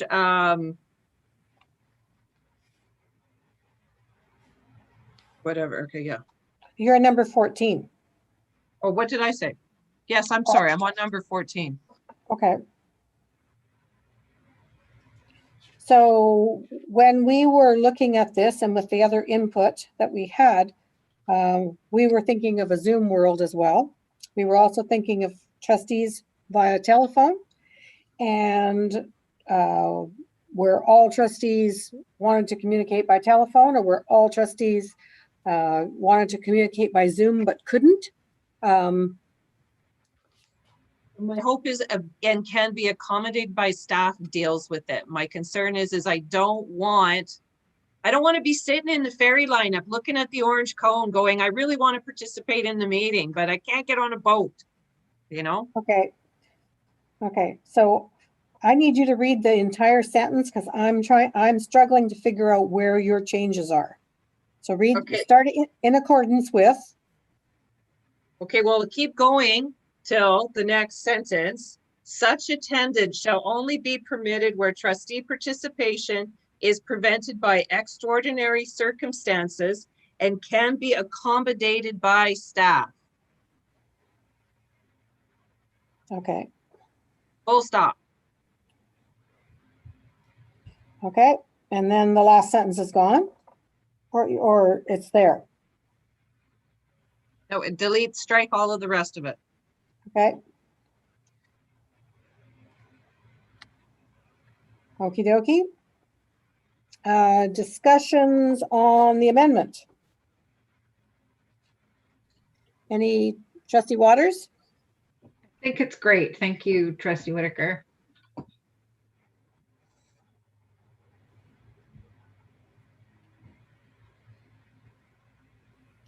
Okay. Any other discussion on the amendment? Okay, we'll call the question on the amendment. All those in favor? And the amendment is passed. Any opposed? It's unanimous. Did you get the changes, Secretary Treasurer? Okay, thank you. Okay, I told you we were only going to do an hour. So if you want to proceed, we can, but I know that I gave you my pledge that we were only going to go an hour. It just means that any of these amendments that we've changed would not resurface again at a next subsequent meeting. It would only be other amendments because we've already gone through these ones in past. Trustee Painter, did you have a logistical question? Yeah, two logistical questions. One is, can I request that this document be updated using track changes so that we can clearly see what the adopted changes have been? There's only a couple, or there's only one actually, so it should be pretty straightforward, but it'll make it clear and we don't have to go back and try to remember. Okay, I would commit that the Secretary Treasurer can make the one change in number 14 for the next meeting. And the rest, don't worry, I've got the rest circled so I know what went forward and what didn't, okay? Okay, the other one, and I would request that two decisions of the board. The first one was the recording of votes that occurred back in 2012, and also a decision in 2015, and then resurfaced again in 2018, directing district leadership staff to present slides and or documents to be posted at the same time as meeting agendas. These are two motions that pertain directly to 9360, and I would ask that they be added in for discussion at the next opportunity. Can you forward those to us for the next time? Sure, I'll do that. Thank you very much. Okay, we're moving along here. Chair, we do have the motion on the floor to approve the policy, so I'm wondering if we are going to vote on it tonight and we can continue the conversation at the board meeting. Just given that we have been doing this back and forth since September and we do have a motion on the floor. Sure, we could make any amendments at the board table if people are open to that. Trustee Painter? Yeah, I move that we table to the next ops, and my rationale is that despite the fact that we've come back and forth numerous times, there have been a lot of problems with maintaining consistency and continuity of the discussions that have gone on, the ability to confirm what has changed or not changed, or that things that we understood had actually been amended weren't amended. So we're not done with this. And as long as we go on with this process of it going back and forth to policy committee, we're going to need to have very clear evidence, information of what has been changed and what has been addressed. That is why I agree with you 100%. That's why if we pass the motion and it goes to the board table, we can finalize any amendments that are left based on all of the input that we've had. And we do have the original in front of us as well. So I would hope that trustees would take this two documents and compare them before the board meeting. So the motion to refer is on the floor. So I'm in favor of moving the motion forward, not referring it to the next ops committee meeting, but motion to refer is on the floor. So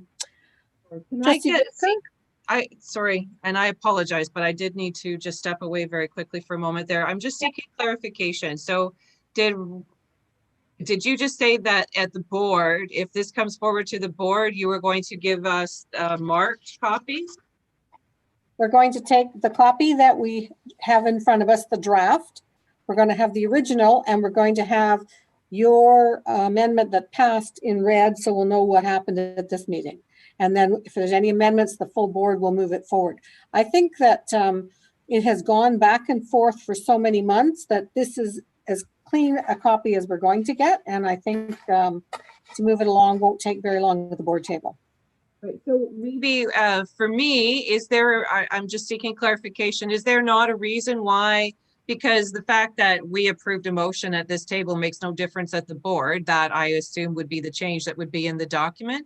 Is there not a reason why? Exactly, right? So can we not get the document with the inserts in red, the strikeouts in black in one document, so I don't have to go back and forth and do it myself in the document? From what was the document that is currently being used. This is, has the little date on the bottom. And then this is the proposed new document to the board. For me, it's the challenge is I have to keep going back and going, okay, well, here's the original.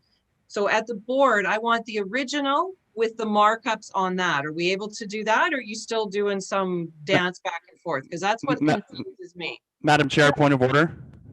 Yeah, I'll just ask the Secretary Treasurer for clarification. Is it possible to do that before the board meeting if we decide to refer this to the board? I think so. It would be good to have some consistent practice. I understand that Trustee Painter and Trustee Whitaker speak to a dance and going back and forth, but when we started to bring the markup pages in November or October or whenever we were bringing them back and forth, that was found to be too difficult to understand. And as Chair Leonard mentioned, just bring us the latest draft and the current policy, and we'll see what the differences are. So it's becoming problematic to switch back and forth between the two. So we're happy to do whatever we're directed to do. It's just that we have done both now and neither seem to satisfy. I think my preference would be to keep the documents as they are to move forward, because that's what trustees asked for in the last iteration of this. And that's part of the due diligence, is for you to see where we've come from and where we've gone back to in a lot of cases to the original wording. So the motion to refer is on the table. All those in favor of referring this to the next op meeting, raise your hand. All those opposed? And the motion fails. So now this motion is back before us. It's on the table. We're going to call the question on the motion 9360. All those in favor of the motion? All those opposed? Are you abstaining, Trustee Whitaker? Yeah, I am. I'm going to ask for the document. I'm going to want to see that. And I realize that people are unhappy with the dance, but I think that it's important that when the document comes back to the board, that it is the original current document and the proposed that is coming from us now. We can see those strikeouts. And I get that we've passed all those motions, but it starts brand new again at the board. And I just think it's important that we get to see that, as well as our stakeholders get to see. These are the changes that we're making, because they should have input and opportunity to just be able to see it. They haven't necessarily been part of all these conversations. So because of that, I'll abstain. Thank you. We're moving to Do you want to move that as a motion, Trustee Whitaker? I I wonder. would kind of really like to do that, but Yeah, so why don't you do that? okay, so that would be my motion that the documents come forward as with the strikeouts, so that whatever, I'm hopeful that I'm getting tired now, I'm sorry. That So Joe, you want the new document to reflect the changes from the old document, whether yeah, it's so that you can markouts or clearly see additions. this change is that change, because I do think that what does happen between, as you say, several different meetings is the ebb and flow, right? And I think it's Okay. that it's not about the ebb and flow, it's just here and here, 2 points. Okay, there's been many ebbs and flows. All those in favor of Trustee Whitaker's motion? Opposed? And the motion carries. Okay, E2, proposed school calendar. Associate Superintendent Roberts, please.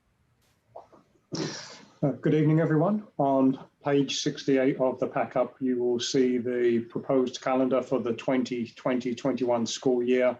With a motion to make that calendar public for consultation and feedback.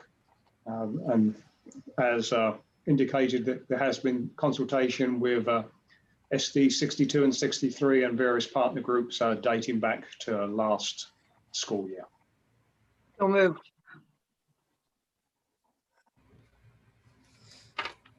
Okay, all those in favor? Any questions? Sorry. No? Okay. All those in favor? And that's unanimous. Okay. Sorry, Chair, I Yes. apologize. Just one quick question. What's going to be the mechanism for advising the public? Will schools be sending out an email to parents to let them know that it's posted and that they have a month to review and comment? Superintendent Roberts? Yes, we do ask that schools make their parent communities aware that the calendar is posted on the main district website. Okay, thank you. Facilities planning, operations update. Mr. Morris, I believe.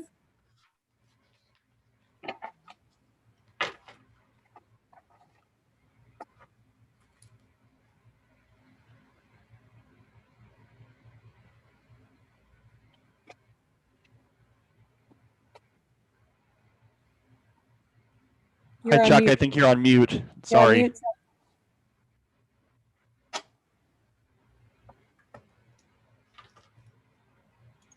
There we Now I go. have to repeat myself. Sorry about that.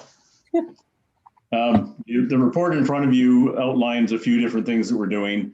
Within the building maintenance services, we've got some staff dedicated to all the shop areas and science labs, looking at all the eye wash stations, making sure they're in proper working order, and getting a program in place to do monthly inspections on them. Following that is we're doing a complete audit of all of the trees on all of our properties. I think we had that sometime in the past, I believe, but we need to update it. We do have a few trees that are becoming a problem. And then we're looking at our key system. There is no record of where all of the keys are. And so I've introduced a plan on how we need to do this. And so it's going to take a little bit of time, but we're moving in that direction. We move on to minor capital, and Marnie lists quite a few things here with our childcare units, inclusive learning spaces. At Torquay, we're just waiting for BC Hydro to finish signing off on it, and it's taking them a little bit of time. And then our panels will be producing electricity.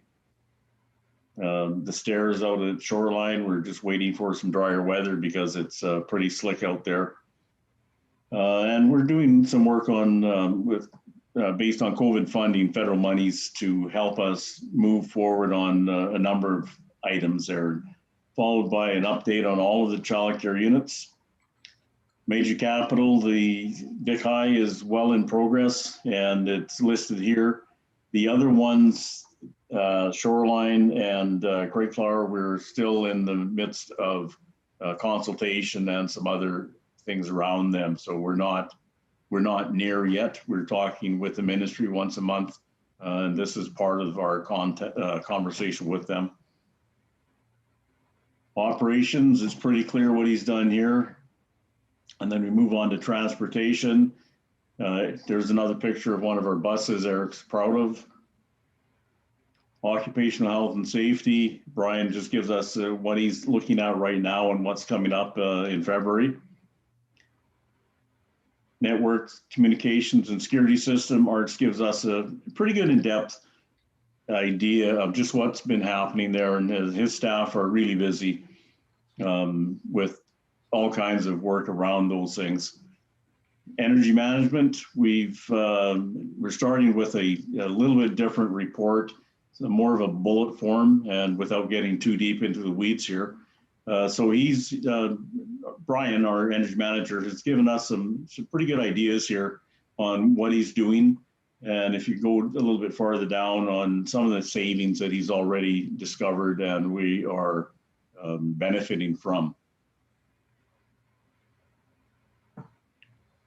Are there any comments or questions for that report?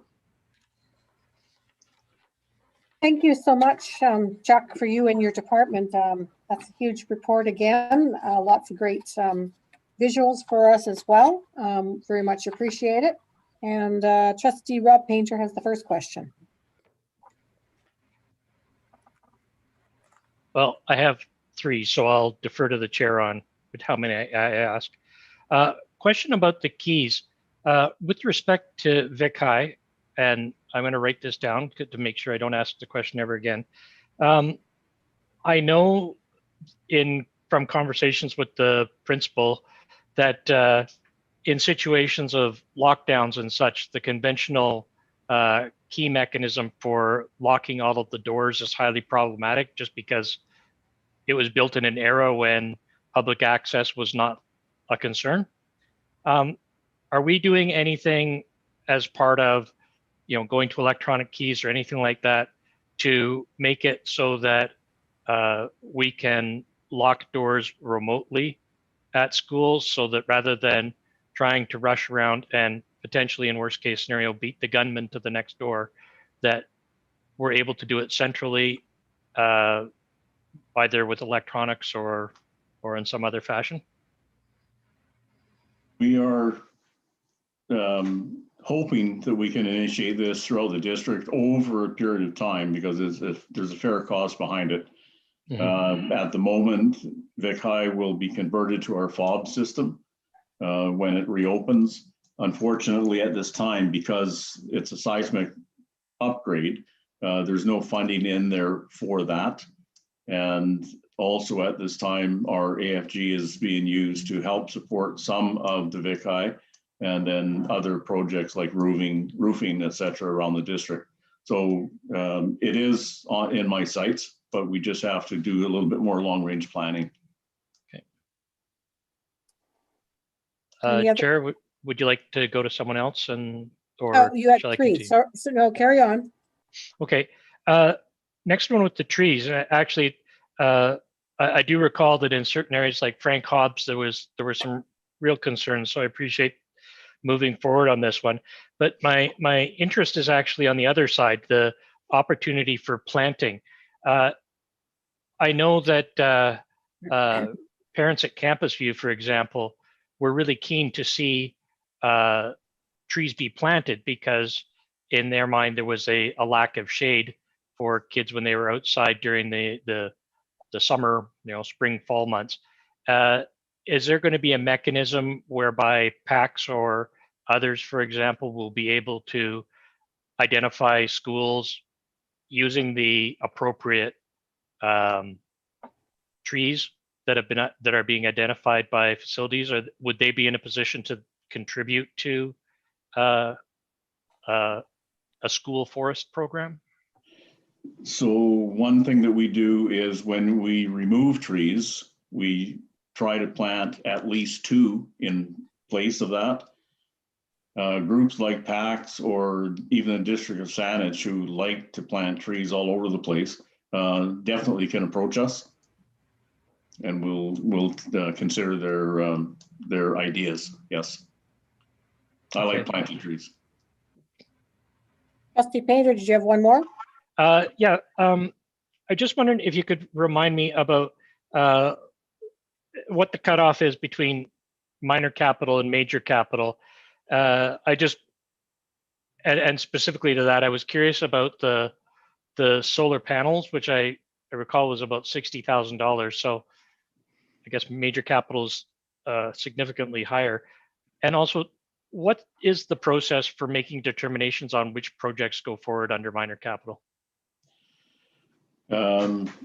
Major capital, your first part of that question first. Major capital is exactly as it describes. It's major. We're talking about a lot of dollars. Minor capital, we can still fall under a few $1 million. We get some funding from through AFG, and if we're lucky enough, we get also funding through the School Enhancement Program and Carbon Neutral Program, CNCP, and Building Envelope, which we are currently, there's 2 schools where we're having some Building Envelope finally tending to. They're out to tender. One is probably halfway through, one at Mount Doug and one at, forgive me, I forget the other school. Sorry, what was the last part of your question? Oh, just the process for identifying which projects go forward under minor capital. Sure. So we have a lot of backlog of projects that need to be done in this district. Our biggest, well, it's split. Roofing is a huge one for us, and we can't delay roofing for too many years because it's like compounding interest. You'll get to a point where there's too many of them to do and we don't have the funding for it. So that is built into the program every single year. Marnie does a great job doing that. Okay. The other part of that is trying to lower greenhouse gas emissions through boiler upgrades, whatever other means we can do that. We've got a number of schools where the HVAC system, the heating system are quite old and they're on their last legs. So we've been picking these off long before I got here. Those are the 2 main criteria, and then health and safety on top of that. Okay, did I have any other trustee questions? Oh, sorry, Trustee Whitaker. Thank you. I promise to be very short. Thank you for this, Chuck. And I am going to bounce to the trees as well. And I guess I didn't really have I guess it is a question, but I'm wondering, because I think we're probably going to have to take some of these down. If you will, facilities will be working with our shops and our schools to use that wood for projects, maybe some live edge benches or whatnot on those properties that we might be taking those trees down, so that we can maintain that connection with the kids even. And it's just, I think it would, it just looks nice to have those benches, but I'd also like to see our shops using that wood and maybe some really cool projects. So that would be our intent. It hinges on how we can dry the wood out. So a kiln would be great. If there's a local operation that has a kiln, maybe they could do it for us. Otherwise, they need to be cut into slabs and stored in a building with outdoor air covered so they can dry properly. Right. I went through something like that in Comox, and we took down 90 trees and we got a tremendous amount of slabs. But I was there 5 years and they were still in the shelters when I left, because they take a long time to dry properly, naturally. Well, maybe if we know it's coming, a kiln will up in Cowichan will show up. So let's think positively. Thanks. Thank you very much. Thanks again, Chuck, for this detailed report. Lots of great information there. Again, thank you for your staff and all the hard work they're doing. Thank you. So we're moving to shops Vic High School video surveillance, Secretary Treasurer. Yep, I can speak to this. Or Chuck, did you want to take this one? Sure. Okay. And you can fill in if I miss something. Okay. So what you see there is our deployment plan.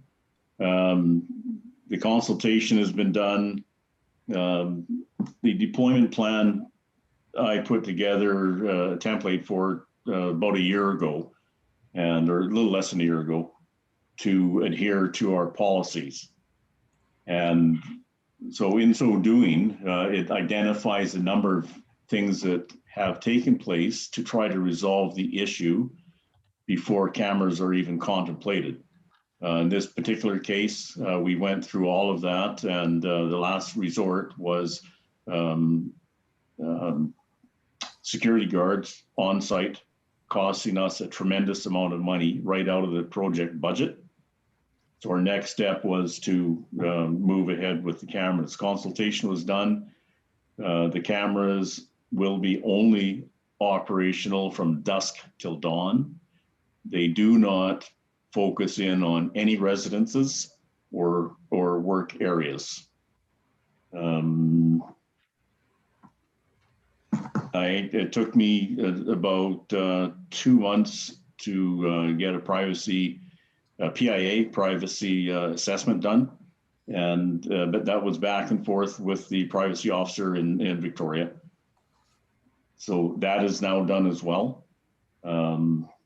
So I think with that PIA in place, and for the information that we need on the deployment plan for this particular site, and for every site, as a matter of fact, all the information is there, and the public is it's made public. What am I missing? Nothing. That's great, Chuck. So given that consultation was supportive of video surveillance, in fact, they asked why couldn't we put more elsewhere? And the hard work that Chuck did over a long period of time, as he said, a couple of months. Thank you, Chuck. In terms of the PIA, important to note that the PIA is a blanket PIA. So for any future video surveillance that we want to do, we don't have to go back and redo that. So this is sort of our blanket PIA that we would attach to any deployment plan. And so we're asking for the committee's support in installing surveillance cameras at Vic High as indicated in the deployment plan. Okay, before I go to comment and questions, could I please have someone put the motion on the floor? Trustee Hensa, thank you. And before we get into trustees' questions, is there any stakeholders who would like to comment on anything?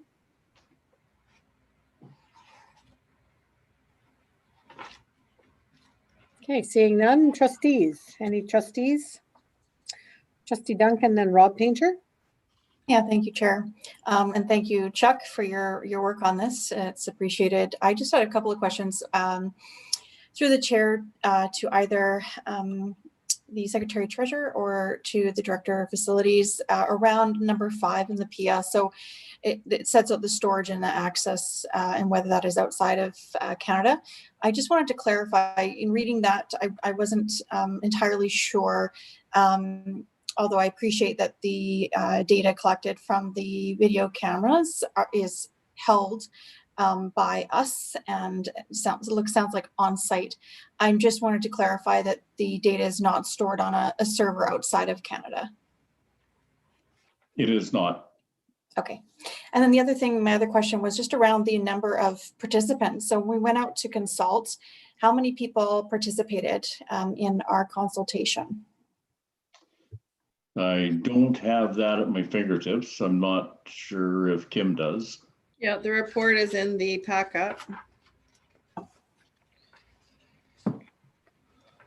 So starting on page 90 of your packet, Principal Aaron Parker has written a report around the engagement, how it was advertised and where, the summary of feedback, a public consultation summary. So two participants came through Zoom.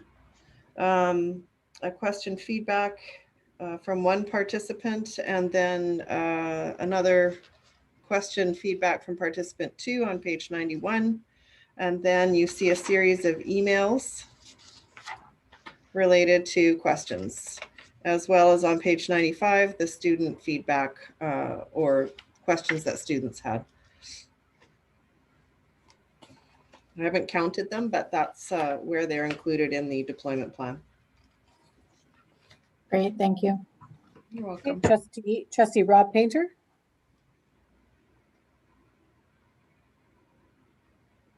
Thanks very much. Just one thing that wasn't clear for me with respect to the physical deployment plan. I don't know if I'm just not looking right, but I looked at the maps and I couldn't figure out for the life of me where the cameras were. Were they supposed to be depicted on the maps of the area themselves? Yep. So if you're on page 96, I guess, of your packet, and you're looking at the track, and you go to the, let's say, the top of the track near the building, there's one squiggly line by the bleachers. Okay, I'm relying on eScribe. Is it? Do you know if it's in that version? It's on the attachment to the deployment plan.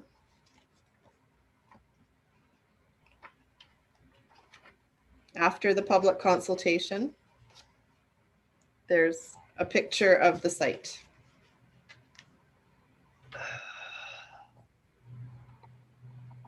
And this is the one where is this Appendix C? I can't read that on my copy. Oh, okay. I've got one that's only site copy of the school. Yeah, this one, it has a north-south or a vertical depiction of the field. I don't know if that helps at all. No, I'm having trouble. Two red dots. I think that's the two cameras, is it not? Yeah. Yep.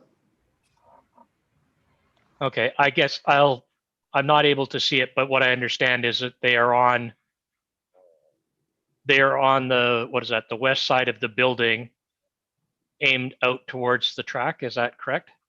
Yeah, it's on the eScribe. The red dots are on the blue. They're not on the map. Oh, okay. Oh, I did. Okay, I did see that. All right. With that in mind, I just had a couple of questions about, if I can get back there,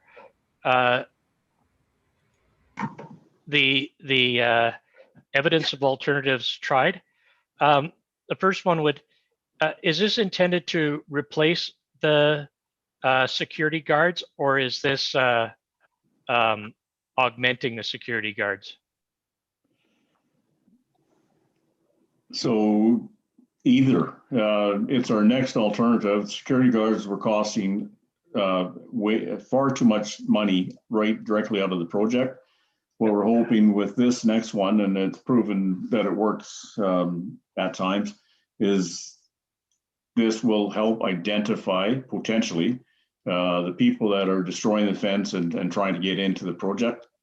The contractor's desperately worried about the expensive tools they've got in there. Okay, and just on that point, in 4.2, the cost of security guards this monthly cost is an unexpected, unbudgeted construction project cost. I believe Trustee Duncan raised the question before about what does the actual contract language say about responsibility for security? I wonder if we could get any clarification on that. I don't have that directly at hand, but I'd have to report back next meeting. Secretary Treasurer? Yeah, I did ask Jim Souls this question. And so security is a regular part of any project budget. It's the magnitude of the cost of the security guard versus the security camera. That is the issue at hand. So our current costs for 1 to 2 security guards compared to $1,700 to $2,000 per month for cameras. is the issue. But it is a project cost that the Vic High capital project will have to bear. It is not the contractor's fault that we have a neighborhood or this type of issue at any particular site, and it is included in our responsibility in terms of delivering the project. So it is in the contract language then? Which contract are you talking about? Well, I would assume that we have a contract with the contractor. Contractor who's doing the work, or the master agreement that is in place with the project management office. I don't know the particular clauses of the agreement between School District 61 and the contractor. I do know that it is our responsibility to provide security within the construction project and the total building envelope of 80 million for that project. Okay, I would have thought that would have been identified in plain language in the contract. So perhaps we can address that in future construction projects so that we know precisely what we would be paying for. The last question I had was with respect to the fencing. I anticipate that this is sort of the standard blue square grid kind of fencing that's portable and put up in and sort of linked together at the top and bottom. Is that correct? That's correct.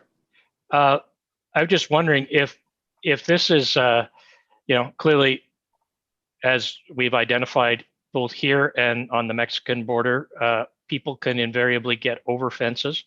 But if it's an issue with the fences being knocked down and damaged, which, as I understand it, is probably more of a problem because of the portable nature of these fencing units, have we considered what the cost of putting in a chain link fence around the area that could be taken out later in the process and perhaps used elsewhere in the district as required?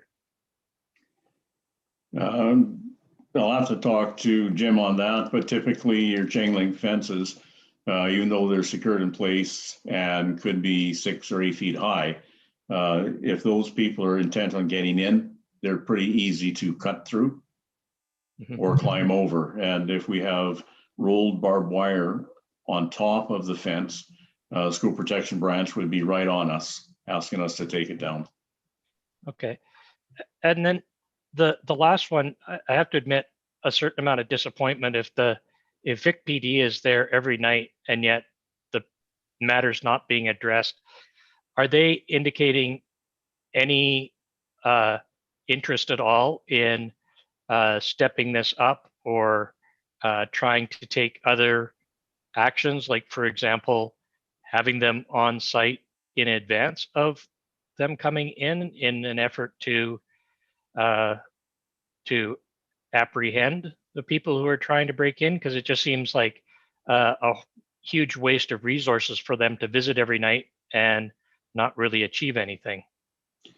I haven't spoken with them for some time, but typically what happens is when the Vic PD begin to show up, the youth that are involved in this dissipate quite rapidly, and because it's in the dark, you can't find them. Okay, thank you very much. Thank you very much. Thanks for this report. There is a motion on the floor, I believe. So if there's no further questions, we'll call the question on the motion to establish the installation of 4 video cameras at 2 locations of Victoria High School construction site as presented. All those in favor of the motion? All those opposed? Trustee Painter's opposed, and the motion is carried. Shop updates. Recommendation number 2, consultant meeting with staff. Mr. Morris.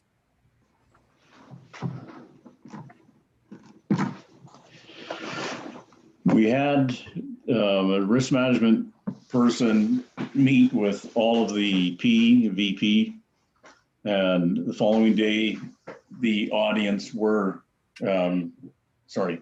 all the shop teachers.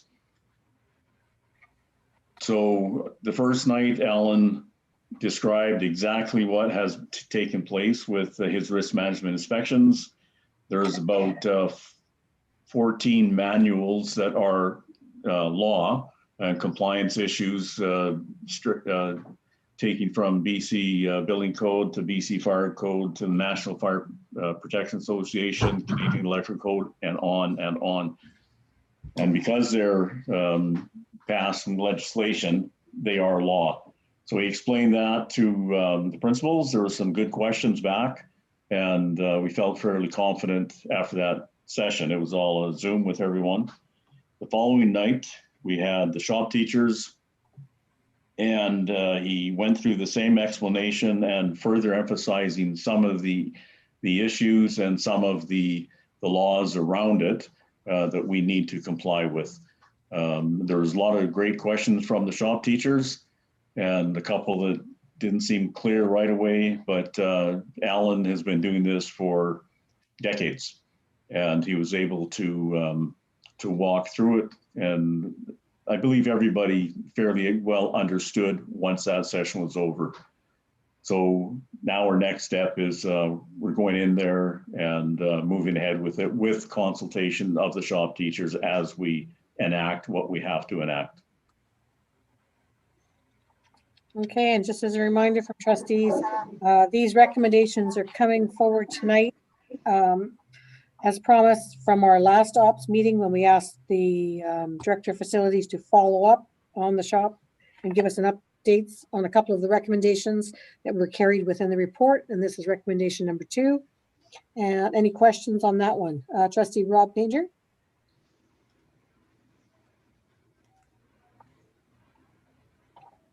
Yeah, hi Chuck. I feel like the two of us should have gotten together over coffee and made this much simpler. But one I was wondering about, my head spins at 14 manuals because I tried reading the building code once and that was enough for me.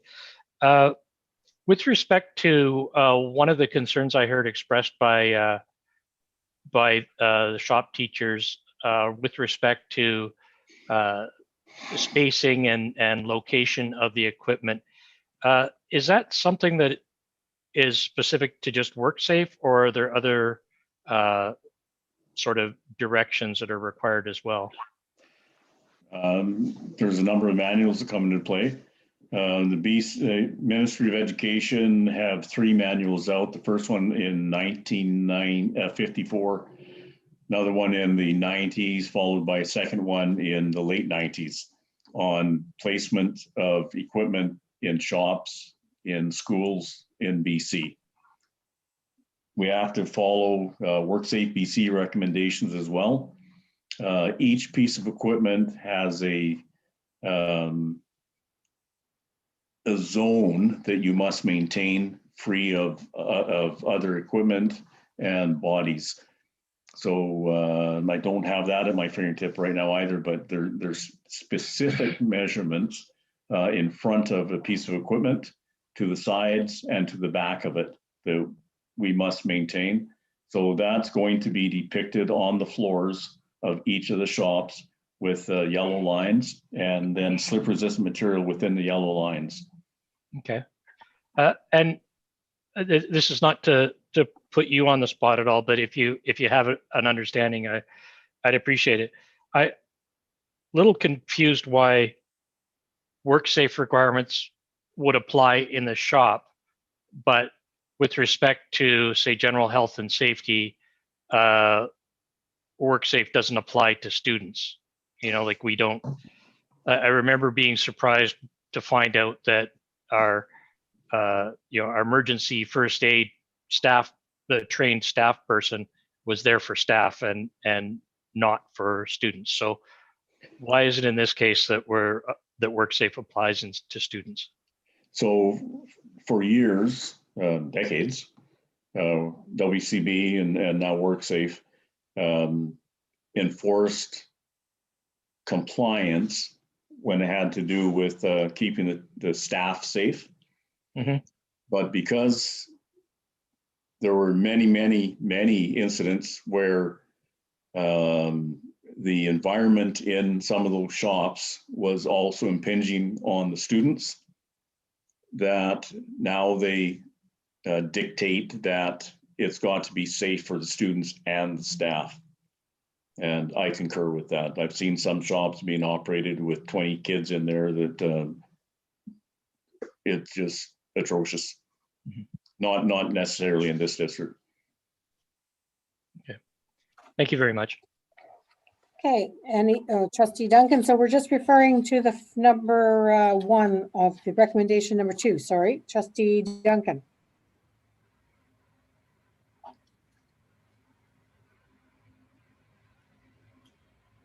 Trustee Duncan, did you want to? You're on mute. Sorry about that. I'm just trying to get to the right spot in the pack-up. Yeah, okay, so just looking at the recommendations, and I'm wondering if we can get some clarity just around, what items are going to be funded when. I found it a little more, well, personally, it was easier for me to follow the tables as they were set up. Can I just stop you for a second? So is that the priority replacement plan recommendation number 1 you're referring to? Oh, I'm sorry. So we're on recommendation number 2 now, which is just the consultative meetings. Yeah. So sorry, and I think it's great, wonderful. I'm really glad to hear they're happening. Obviously in support of consulting with staff to make sure we're not missing anything when it comes to making changes within a teaching environment. So yeah, thank you to Chuck and the team for undertaking those endeavors. Much appreciated. Great. Thank you. Any other questions to number A, which is recommendation number 2? Trustee Whitaker. Okay, I don't have a question, so Chuck, you're off the hook. But just, I don't know if I'm missing something, but I have no attachment to this on my e-scribe. And if I'm not missing something, can we please include that, the recommendation in the board packet, noting that our stakeholders might not, and our parents and our public have no idea what recommendation number 2 is. So can we just have something in there in the board packet, please? I understand. So it was the recommendation number 2 from the report that was provided to us in January, I believe.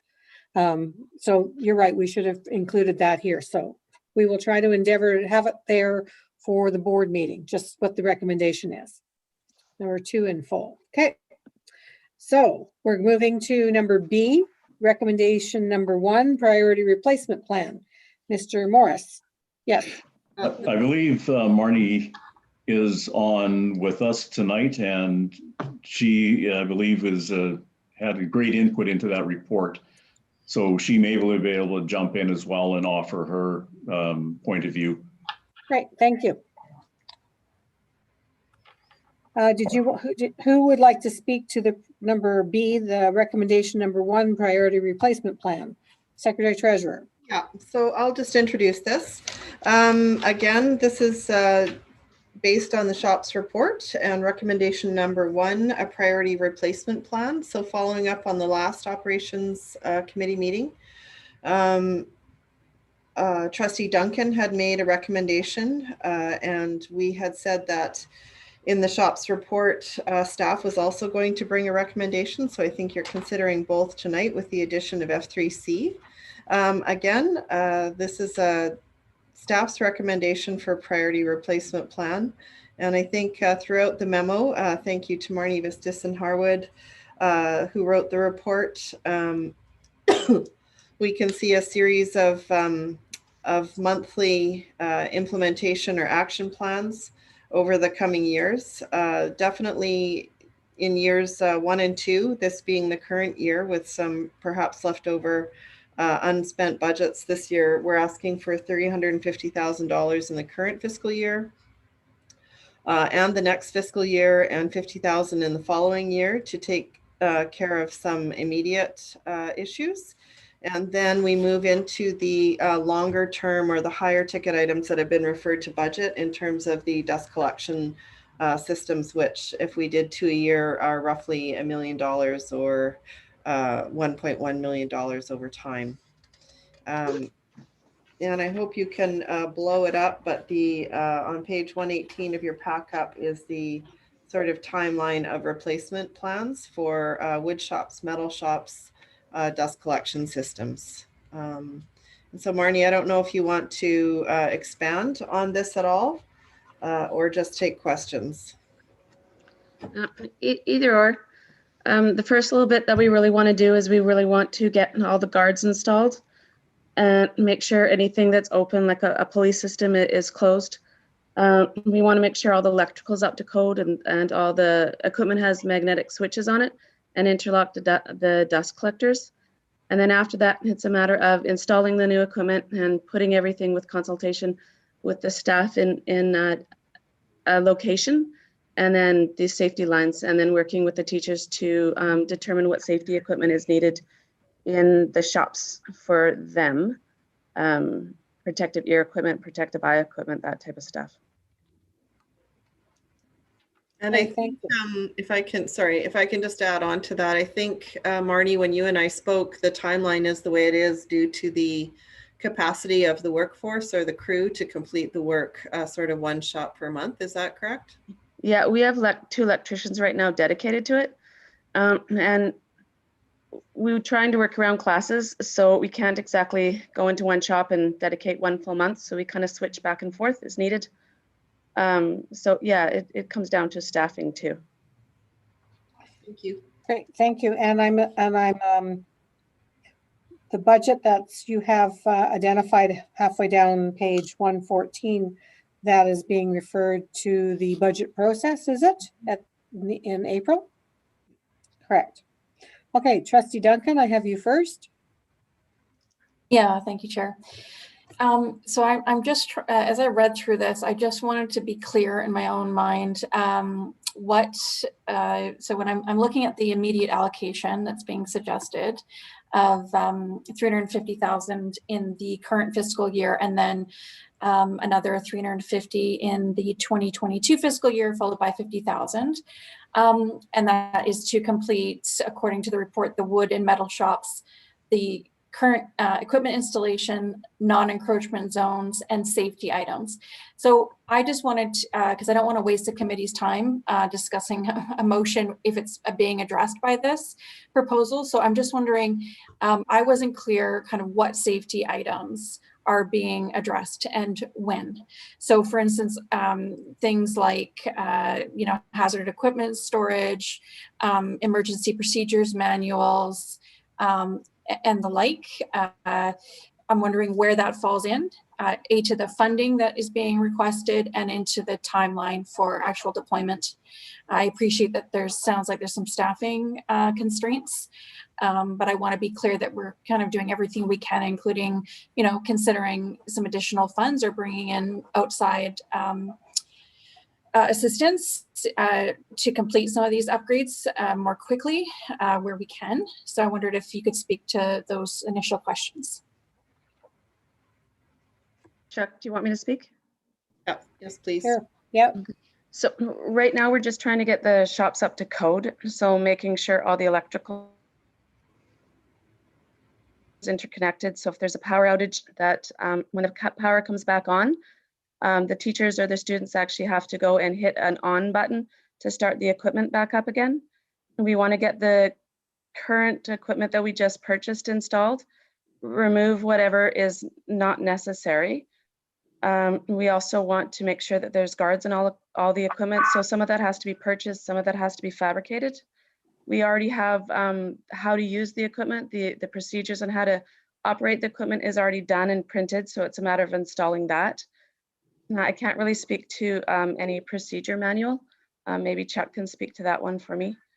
Other than that, it's just mainly making sure that the shop is up to codes. Can I just follow up, Chair? Secretary Treasurer will let her add first, and then thank you. Then you can follow up. Yep. Yeah, I think administration manuals are coming into play. I think probably Chuck and Marnie are going to have another look at that based on the consultant's report, but the how to use signs were hailed as fantastic by the SPP consultant, and the sooner those go up, the safer shops will be. So it's not necessarily a manual in a binder on a desk, but they are signs that are hung up throughout the shop indicating safe usage of that particular machine. So more visual, more hands-on, rather than sitting in a binder on a desk would be my understanding of that. Okay, follow up, Trustee Duncan. Yeah, so my understanding of the audit recommendations was that the conflation zone signage was one recommendation, separate from the recommendation around emergency response materials. And so I just want to, I guess I've got a point of clarification. So those are two different recommendations, correct? Correct. But and you're saying, okay, so, but the signage is going to go up quick. Okay, good. And so I guess when I was reading through this updated report, I was trying to get a sense of, okay, of those sort of common trends across all 17 school shops that we spoke about last committee meeting. So the equipment guards, I hear that that's being addressed, and the plan is to roll that out this financial year, which is great. Equipment spacing sounds like it's going to take some time, and there needs to be some consultation about the setup. Delineation lines around equipment and safety lines painted onto the shop floors as appropriate. Is that something that's rolled up into this budget ask for this financial year, or is that projected over a longer term? It's rolled up into this year, but we have to move the equipment in consultations with the teachers before we can do the safety lines. So cart before the horse. So one thing at a time. Fair enough. And then with the eye wash stations and the storage and isolation of hazardous materials, eye protection, ear protection, protective clothing, all of that. What I took from the latest report is that the plan is to go and consult with each shop teacher in order to determine what the need is for that, for the individual shop. Is that right? The eye wash stations, it's already been determined on what chemicals are supposed to be in that shop. So all the wood shops would be a low risk eye wash station. Automobile shops would obviously be higher because there's gasoline involved. So Blair's done the report on that and has that all in hand, and everything should be, all the signage should be up by the end of this month on that. And all the eye wash stations, the portable eye wash stations are being purchased right now. And so that comes within, sorry, Marnie, I just wanted to clarify that comes within the current budget, the 350,000. Okay, so you've got money for it. Good. I just want to walk away today, us knowing that we've got money where we need it, and we're clear on what's going to be done when. Appreciating that we've got some constraints with resourcing and obviously the need to consult, because if you know, in terms of eye protection and so on. Am I reading the report correctly that will be something that is assessed and then addressed within the current budget envelope that's being proposed this financial year? Yes, I'm hopeful. Yes. Okay, so you've got enough money. Awesome. Secretary Treasurer, and then Mark. Yeah, I just want to be clear that we have a number of shops to complete, and we estimate the number of the amount of money required will be $750,000 over about 2 1/4 or 2 1/3 year. And so we'll check off what we can in terms of immediate safety precautions as you've listed, but it's not to say the lines and the equipment and things like that won't all be moved in the first fiscal year. We need more than 1 year, more than 2 years to do that, just to be clear. Thank you. Mark? Good evening, everybody. My name is Mark DeLeo. I'm a woodworking teacher at Lansdowne Middle School, but I'm here tonight representing our Tech Ed Local Specialists Association. And just want to pass on that the lack of communication, I think, between the district and shop teachers really needs to be improved. We've seen some steps taken in that direction, but even all the information on page 113 of your handout in terms of which shops are going to get updated in what order. I don't know if any shop teachers have even seen that document in terms of knowing what's coming and when, how they can prepare for it, any of that kind of thing. So I know when you're new into a project, and don't get me wrong, shop teachers are delighted that their shops are getting attention and fixed up and brought forward. So we've got no complaints with that is happening. We just want to make sure that, you know, as machines are getting put in place, as the floors are getting painted around them, we want to make sure that it's being done well.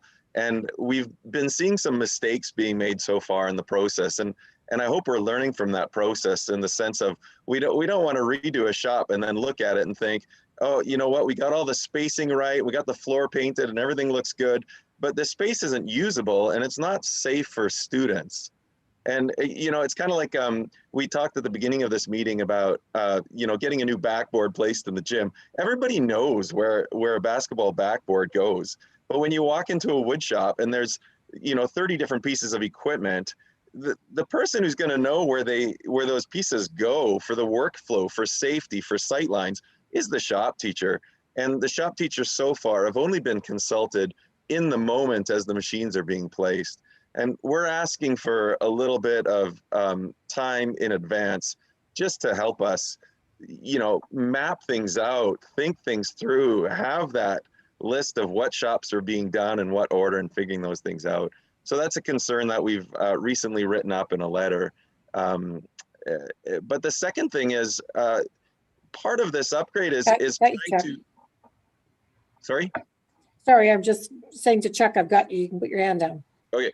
The other part of what's going on here is that the power in the shop is being tied to the dust extraction system. And as they've done that in Monterey, if you go around the Monterey shop and do your volume level readings, in many places in the shop, it's above 85 decibels, which is above where WorkSafe BC is saying the sound level should be.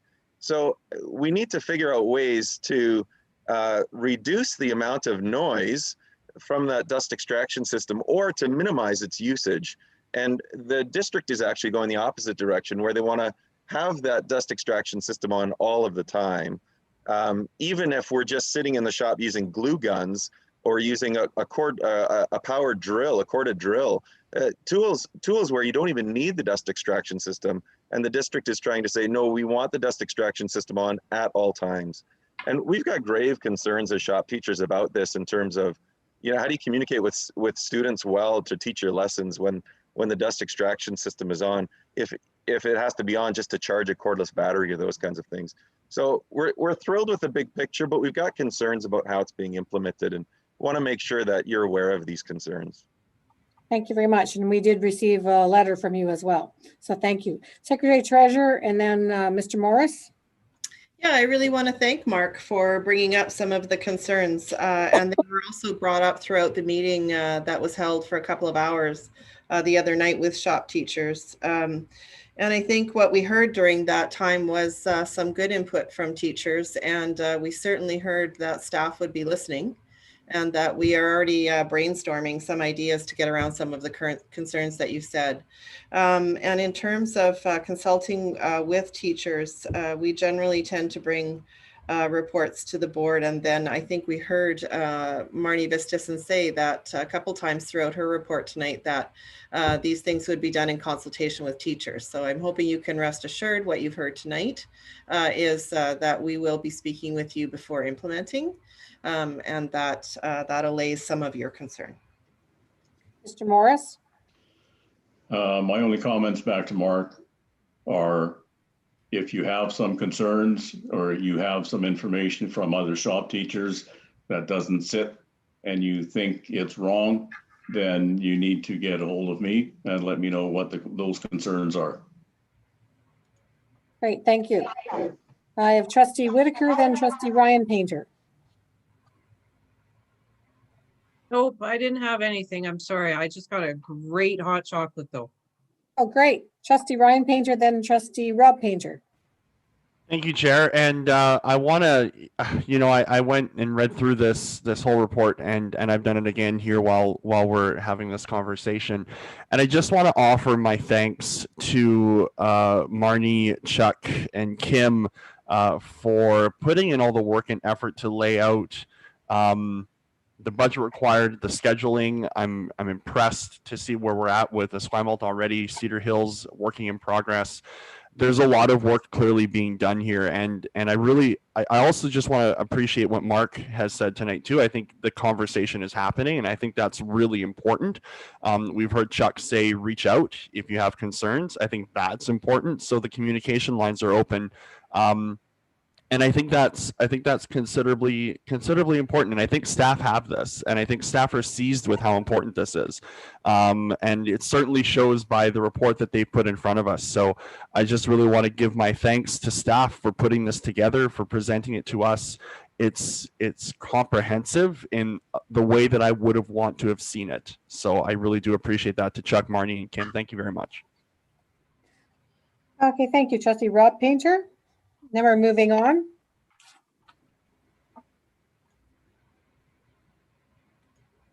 Yeah, one question I had, and I just was wondering how it fit into these numbers. Is it in last month's presentation, there were two sort of levels of preparedness or equipment complexity that were identified. And I thought I'm trying to remember what the terms are, explore and train or something like that, but it made the distinction between shops where the primary focus was to introduce different tools and techniques, and one that might support trades development or something, and consequently be more sophisticated.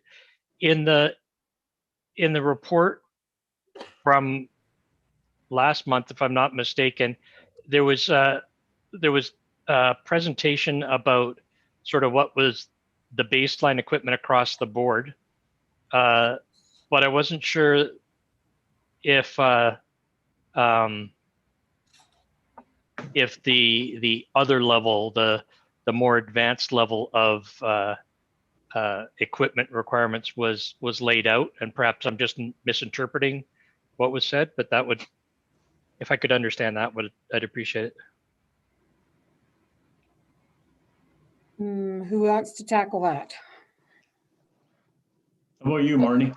Sure. Both of them are laid out in an explore and a train level. I believe Greg Kitchen worked with the shop teachers to come up with those base equipment lists for both wood shop and metal shops. Oh, sorry. Could I ask a question of clarification? I did see the base level equipment, but perhaps I incorrectly interpreted the base level as being the explore level. And so I wasn't sure if train was different or if it was focused on the specialty shops like automotive or something like that.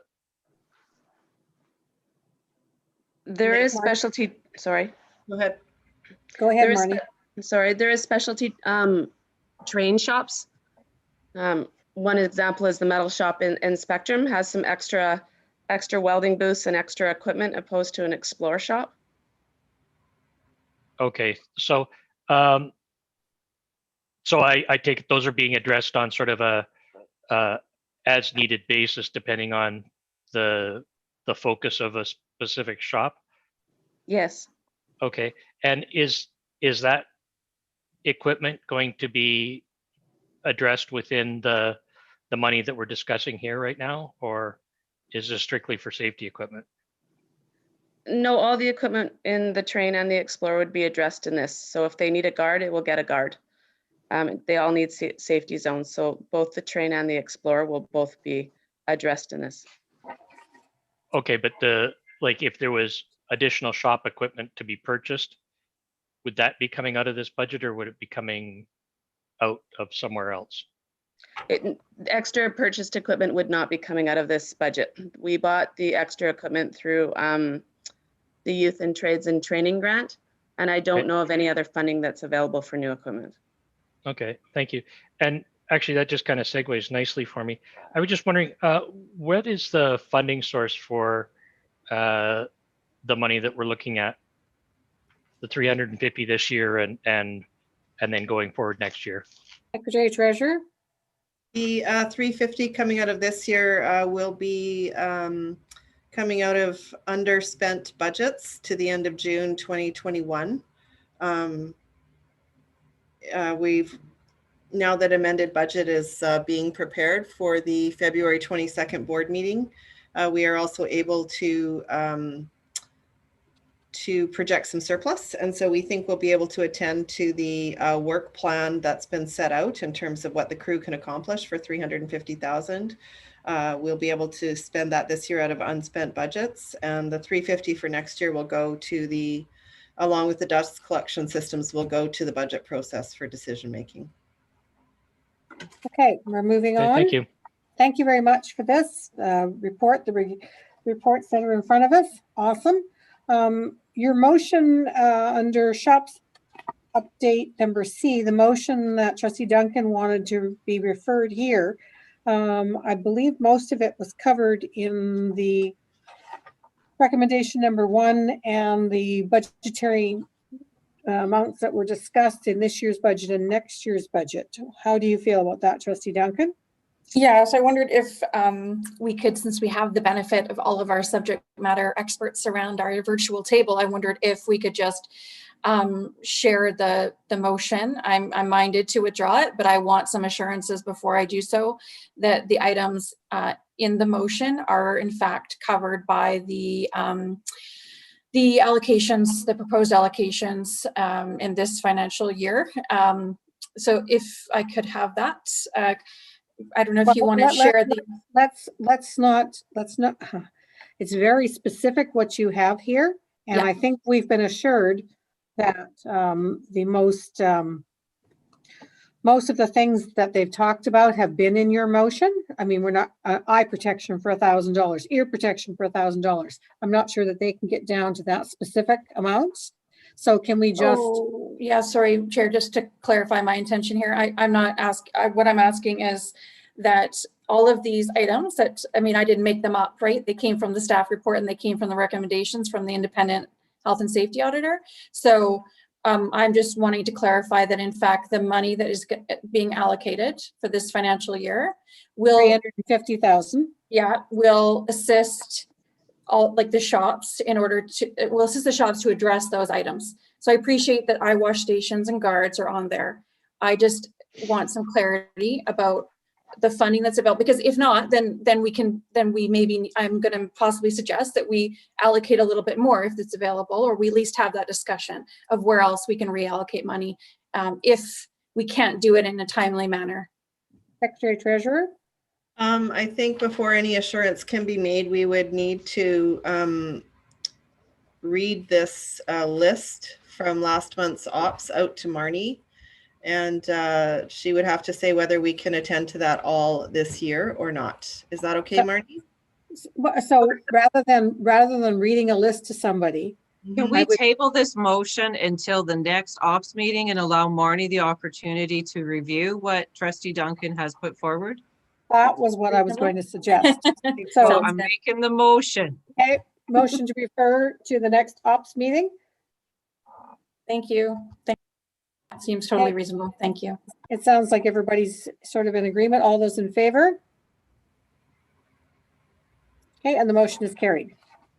Okay, we are on to F4 boundary review, Associate Superintendent Roberts. On page 120 and the following page in your pack-up is some information regarding the boundary review implementation. The first page, the memo, just gives you some context for some of the information.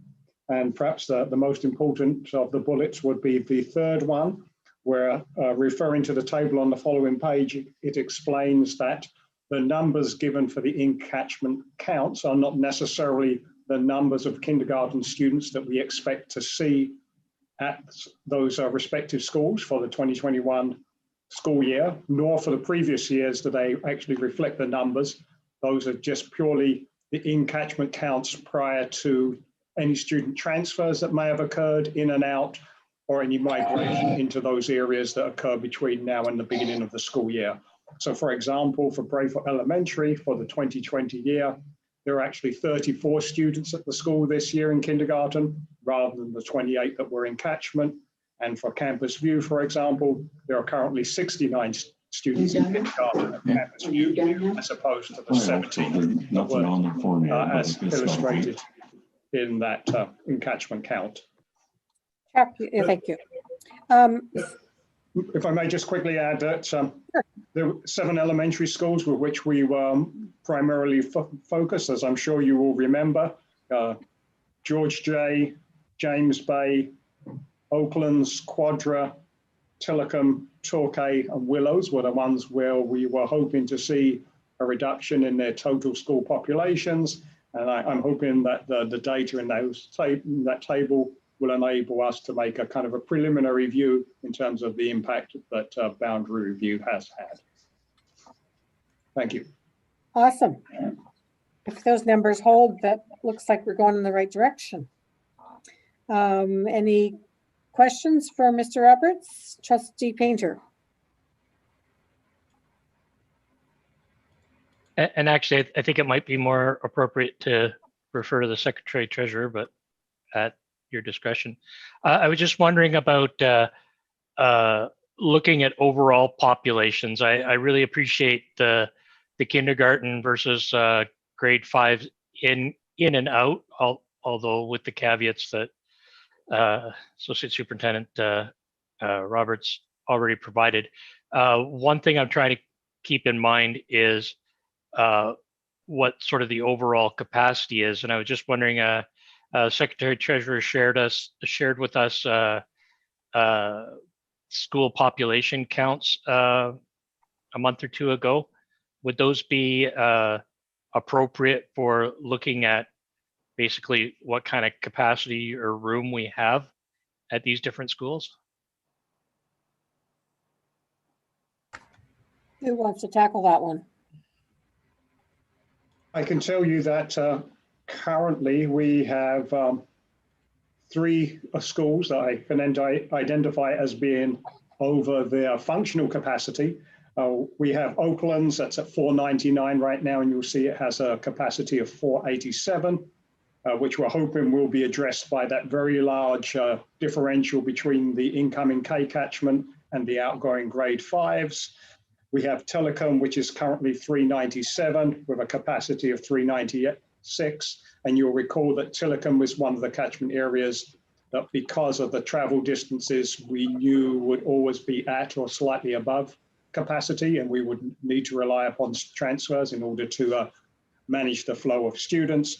And we have Willows currently at 594 with a capacity of 569, which is in part due to the fact that we chose not to open Sundance because of the COVID situation, and the 34 students that were in catchment for Sundance Bank were relocated, or in the majority relocated to Willows. And again, you'll see a very large differential between their outgoing 5s and their incoming K count. So in terms of our expectations and school capacities, we're certainly thinking for the 2021 school year that we will be below capacity in all of those locations.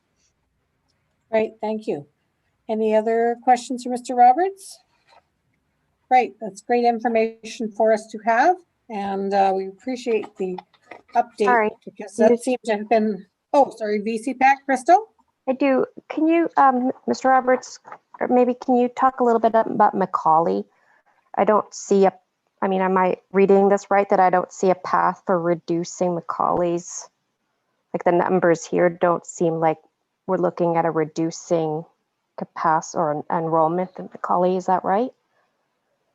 No, Macaulay is one of those schools that was right at capacity, and because of the fact that Vic West, this neighboring school, was also very close to capacity, the projections for both schools are for them to remain relatively constant. But you'll also recall that if we see an unexpected uptrend in major development and building in the Esquimalt region, the board did have on hand the ability to look again at Lamson should it needs to.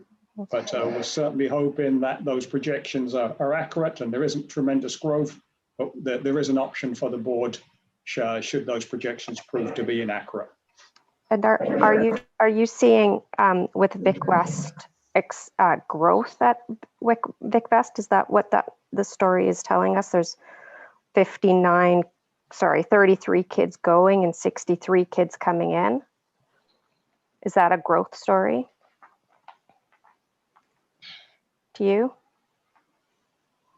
The short-term enrollment projections for Vic West is for growth, but depending on, we've been using two different consultants to provide us with numbers, or one saying that trend is to continue, and the second is saying it's not.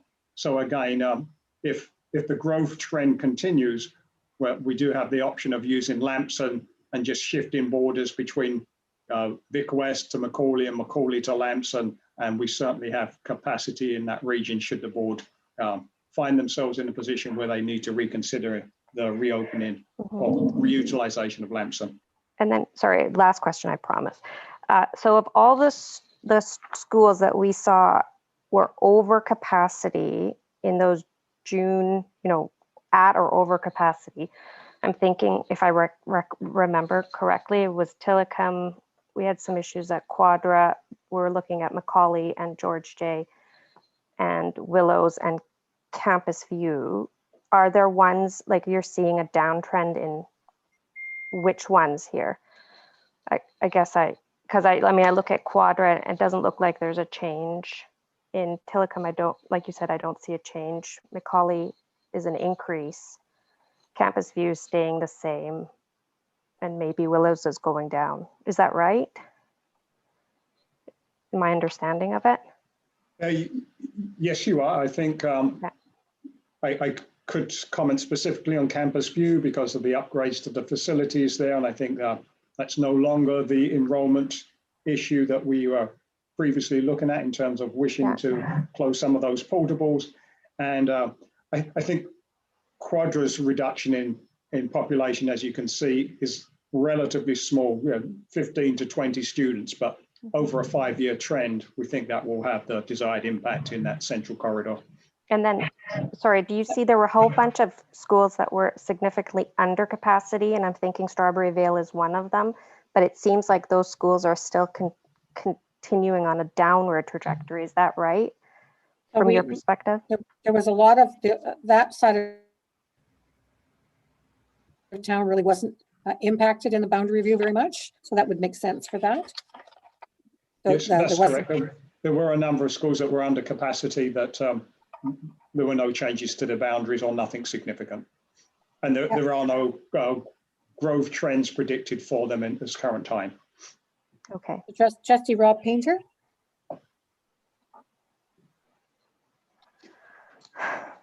Sorry. Oh, okay. I was just wondering if we could get an update on the situation with Sundance Bank, as that's going to be a school that we're going to have to be looking at in the next little while. At this point in time, are we considering actually opening that school in like next school year, or are we contemplating continuing to move kids to Willows or elsewhere as required? The plan is for Sundance Bank to open in September of 2021. Okay, thank you so much. Moving on to new business, we have a letter to the Ministry of Education from Trustee Hensa. The floor is yours. Oh gosh, I'm up. At the board meeting last week, 2 weeks ago, last month, I brought a motion that was passed to bring a motion from our board to BCSTA to urge BCSTA to write letters to the Ministry of Education and the Ministry of Finance to urge them to fund all of the upcoming school replacement and upgrades as net zero, which I had to do without going through committee just because of the timeline to get things ready for BCSTA AGM. A lot of letters all in a row. However, this one is almost the same motion, but just for us to do it ourselves instead of waiting for it to go through BCSTA. I think that we should take the lead on this and get our chair, who is grossly underworked and just sitting around not writing letters, to do some work for us. So it's just, basically the same motion I brought forth, but for us to do it first and best. I've included a draft letter. I thought I'd throw my I don't know, attempt at writing an official letter for the board chair to use or ignore as she sees fit. And yeah, I guess that's really all I have to say. I hope you all support writing letters to the government. Any discussion? Trustee Whitaker and then Rob Painter. Thank you. I just noticed that once again in your rationale, you make the comment about taking using money out of the classroom for capital projects. And I think we expressed before, or I think myself and Trustee McNally, that that's just not really something we do. And I would just not like to see that in the letter or putting in a media statement again, because I just, in fact, maybe the Secretary Treasurer can tell me an example of when we would actually do that, because I really think that saying that, especially at the BCSTA, is going to actually cause just as many trustees to come forward and say the same thing, that we don't do that. So I guess just that's my concern. I just don't want to see that in there. Secretary Treasurer. So I'll use shops as an example. So we have $350,000 that we would like to put into some safety equipment that might have been capital in any other budget year. And so we'll be taking that out of the operating grant in terms of unspent budgets. Could be in learning, could be in operations, could be in facilities. We would never take it back from a school. But the overall operating budget is one pot of money. And so when these things come up, another example might be the annual facilities grant is fully allocated for this year, and we have a slippery slope literally at Shoreline. And so a set of stairs is needed there for about $20,000, and we'll be taking that out of the operating budget and not a capital budget. And so those are a couple of examples of where sometimes capital does come out of operating, and depending on the bottom line or which line item we're looking at, that's underspent or overspent, where we may have had a learning initiative that we were intending to spend on, or it might be just out of facilities. Those line items are in flux all year. And so that's an example of where we might potentially impact a learning budget. So I guess I'm just seeking the clarification that we're talking about new builds to go to a net zero. That I don't think that where the capital that we're talking about here, this would clearly be from a completely different budget. It's not a set of stairs, right? And that's why I just think it's unreasonable. Trustee Rob Painter. Oh, sorry, Secretary Treasurer. I'll just speak to that. So I think when we're talking about the differential of 2.6 or 2.5 or whatever, you know, I think a strategy that we might suggest for this board, if they were to cover off that kind of differential or didn't have any capital reserves to use, we might say you've got $4 million left at the end of the year in surplus. Do you want to put 2.5 toward a net zero option? And in that case, the board would appropriate its surplus based on board motion. And if you voted in favor, that is money that our district or any other district without capital reserves may have to make those tough decisions if they want to carry out a climate action motion or to cover off that kind of differential for climate. And so it can impact the classroom, even though it shouldn't. Trustee Rob Painter. I just want to commend Trustee Hensa for coming forward with this motion. I think this is excellent. When I think that under the former government, every effort was made to sell off government holdings to the extent where it wouldn't surprise me if school districts comprise the majority of government structures in this province now. And I think that as far as commitment to actively reducing greenhouse gases and our broader footprint or pollution, I think this is exactly where we need to encourage government to go. And then finally, just I realize this is splitting hairs, but I would like to think that The shop example, I can understand the distinction between capital and operational in this case, but I would like to think that our shops are classrooms too, and that reallocating funding from here isn't necessarily, I think we should be considering them classrooms is basically what it comes down to, Okay, regardless of whether it's that's capital. not part of the motion there, Trustee Painter. Trustee Ryan Painter. Thank you, Chair. I just want to take just a really brief second to just thank Trustee Hensa for bringing this forward. It's a fantastic motion. It addresses a really key, important issue around the choices that school districts are forced to make, and a lot of times things that we want to invest in. As much as we want to invest in them, and we have agreed that there are urgencies that require our focus and attention, if we don't have a partner in the provincial government who is willing to step up and work with us and walk with us down that path, it becomes more challenging for us. And this government has been willing to do some of the work, especially with regards to the carbon neutral capital program and how they've increased allowances from that year over year. So I think this is great. It's another way for us to show our want to collaborate and our desire to work together to mitigate and adapt to the impacts of climate change. So I think this is fantastic. And I think it helps us when it comes to looking at choices that we have to make. If you don't have to make those choices, all the better. So thank you, Trustee Hensa, for bringing this forward. It's a great motion. Thank you. I'm going to call the question. All those in favor of Trustee Hensa? Can I close real quick? Yep. I just want to say in regards to Trustee Whitaker's concern, I totally hear that. It does. I can see that it doesn't sound good, but that's also kind of the point. I feel like it makes it a bit of a more compelling argument if we maybe add a little bit of the dramatic to it. And so I will leave it in the chair's expert hands whether she wants to include that nugget in her letter or not. Great, thank you. We'll call the question on the motion. All those in favor? 2, 3, 4. Is that up, Trustee Whitaker? Yeah, it's unanimous. Thank you very much.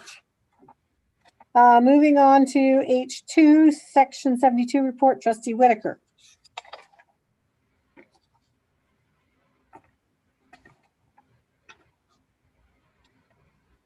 Sorry, the challenges of having 2 laptops running. So yes, I put forward this motion to have us include in our Section 72 reports the actual wording of the motions. I went back, as everyone knows, doing all sorts of research, and currently we state 4 motions passed, 2 motions passed. I know we make some reference in the board meeting, but on the actual 72 disclosure, we don't. So as you go back and try and determine what was done, it is not an easy task. You have to do a great deal of cross-referencing. So I think that in order to be transparent and to make work easier for others in the future, that we should include the actual motions. Secretary Treasurer.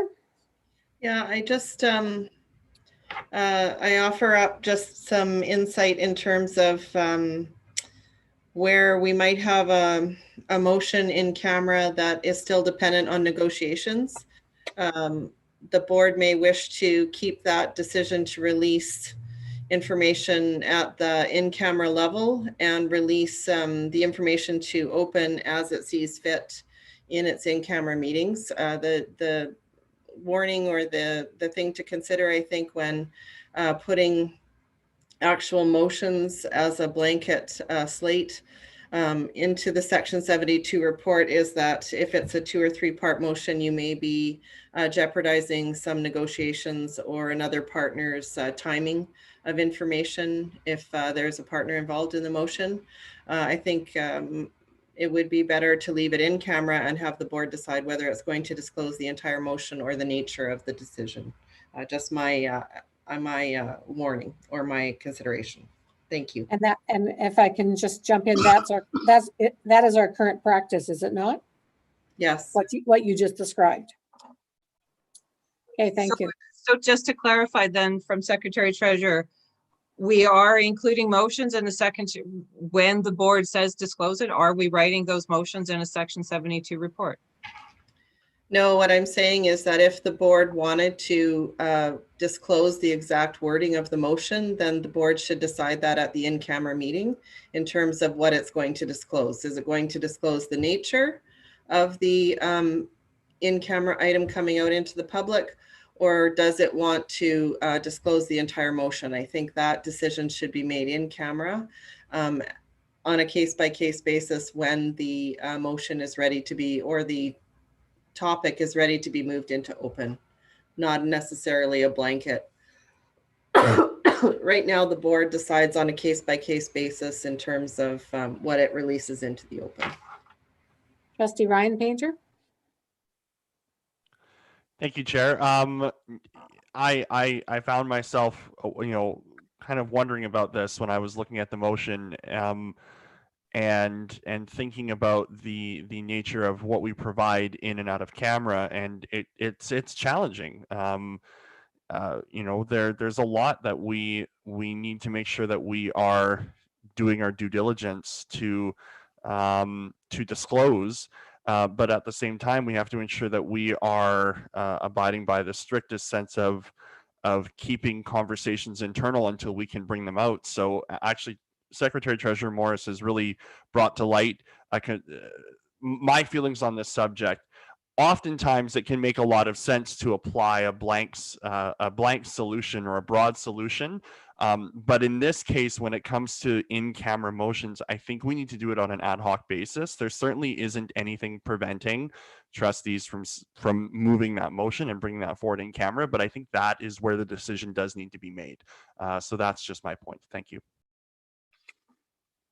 Any other speakers to the motion? Trustee Rob Painter?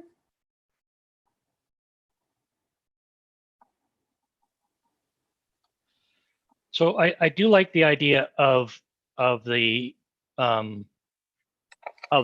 motion as written being released, but I recognize the issues that have been raised, and I think they're well founded.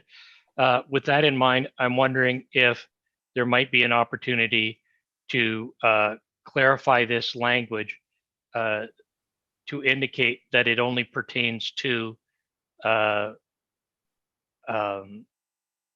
those items where the board has made a decision to release the information. I don't think it would need to be a significant amendment, and I'm open to ideas. It's when in the second line after Greater Victoria, instead of when disclosing, perhaps when the board determines it is appropriate to disclose in-camera items to the public, that the written motion as passed be included to Section 72 report.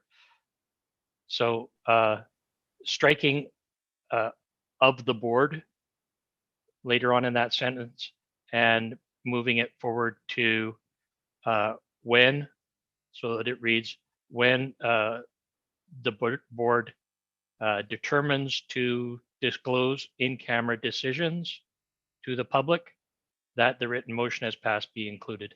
And that gives the board the opportunity to determine the timing and the appropriateness, but that basically what we're going to is that the motion itself it's made public.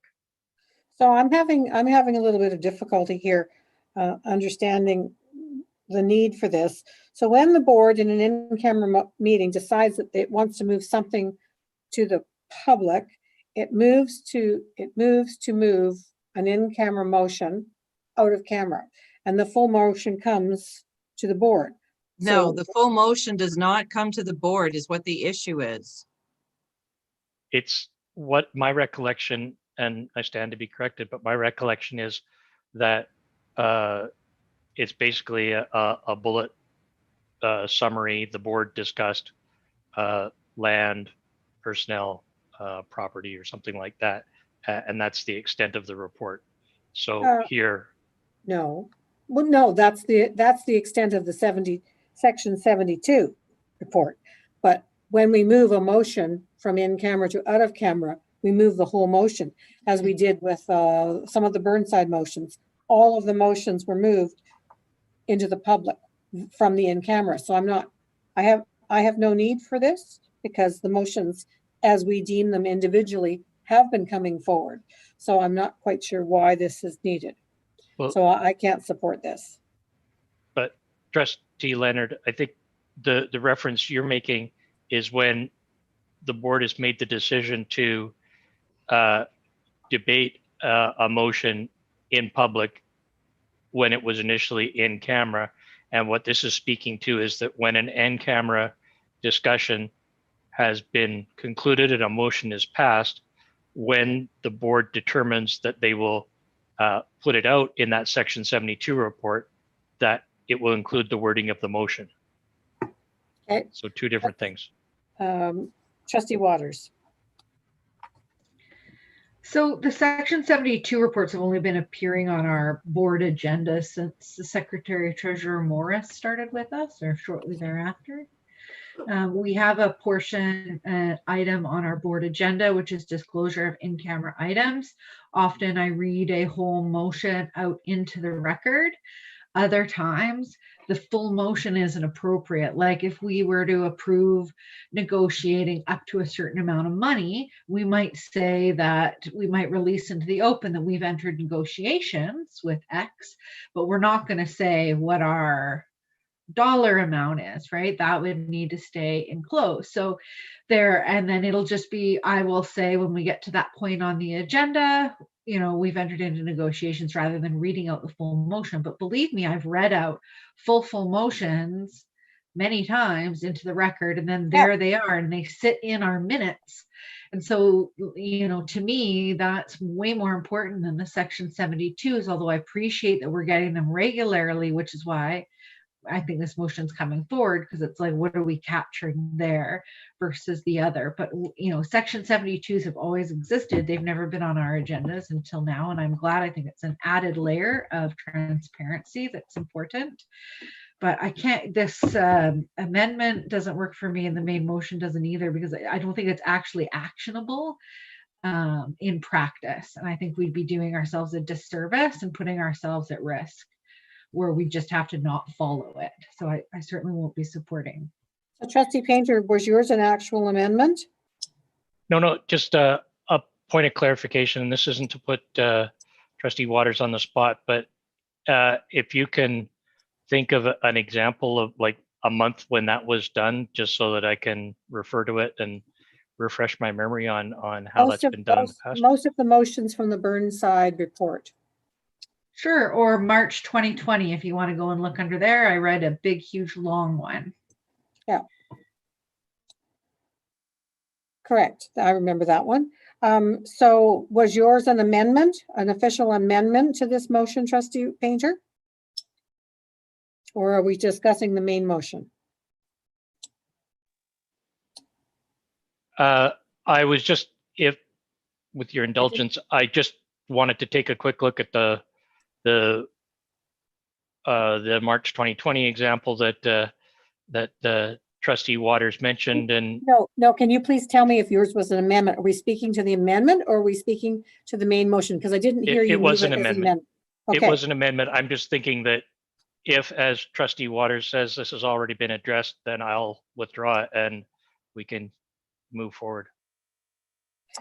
Okay, so the amendment was when the Board of Education of SD 61 Greater Victoria, when the board determines disclosing an in-camera decision to the board to public and the written motion as passed be included in the Section 72 report. I think that was the only change, that when the board determines. Is that correct? Yeah, and striking the reference to the board that occurred later. Oh, with the exception of items pertaining to individuals. Okay, so we're going to call the question on the amendment. All those in favor of the amendment to the motion? Okay, opposed?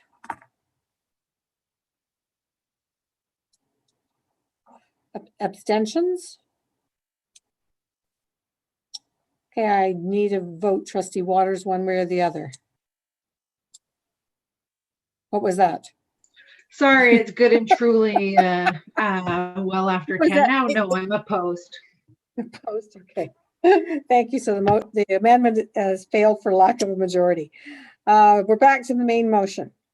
So unless somebody has something else to say, we're going to move on. I think we've exhausted this one. Okay, seeing no other hands, we'll call the question on the motion as it reads before us. All those in favor of the motion? Okay, all those opposed, thank you. All those opposed? And the motion fails. Okay, we're moving, we got to turn the page here. Mask mandate for schools. Trustee McNally is not here, so we're going to take this one off the agenda. Director, Information Technology for Learning, Mr. Canty. He has brought us a motion. Did you wish to speak to it? I'll put it on the floor if you like. Okay, thank you. Thank you. Mr. Canty, did you wish to speak to it, or should we just leave it for us to talk about first? What would you like to do? Good evening. I'm happy to just to give a brief background that this relates to a previous motion recommended by Trustee McAnally around the visibility of reports. So in discussing this with the team, we have simplified the motion, and hopefully this will allow us to meet the needs and bring back a proposal at the I'd like to bring a recommendation to the next ops meeting. Great. Great. Any discussion? Okay, seeing none. All those in favor of the motion? That's unanimous. Thank you very much. Well done.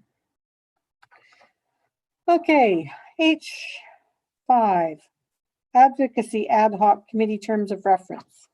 Sorry, can I just clarify, you skipped H3, so are you deferring that? What are you doing with that one? I am. She's not here and our time is running out, so we are moving on. So can we just make a motion then to defer that properly? Because I don't think we can just, it does Okay, belong to the assembly, so can we just defer that properly? Can you make that motion for me? Yep.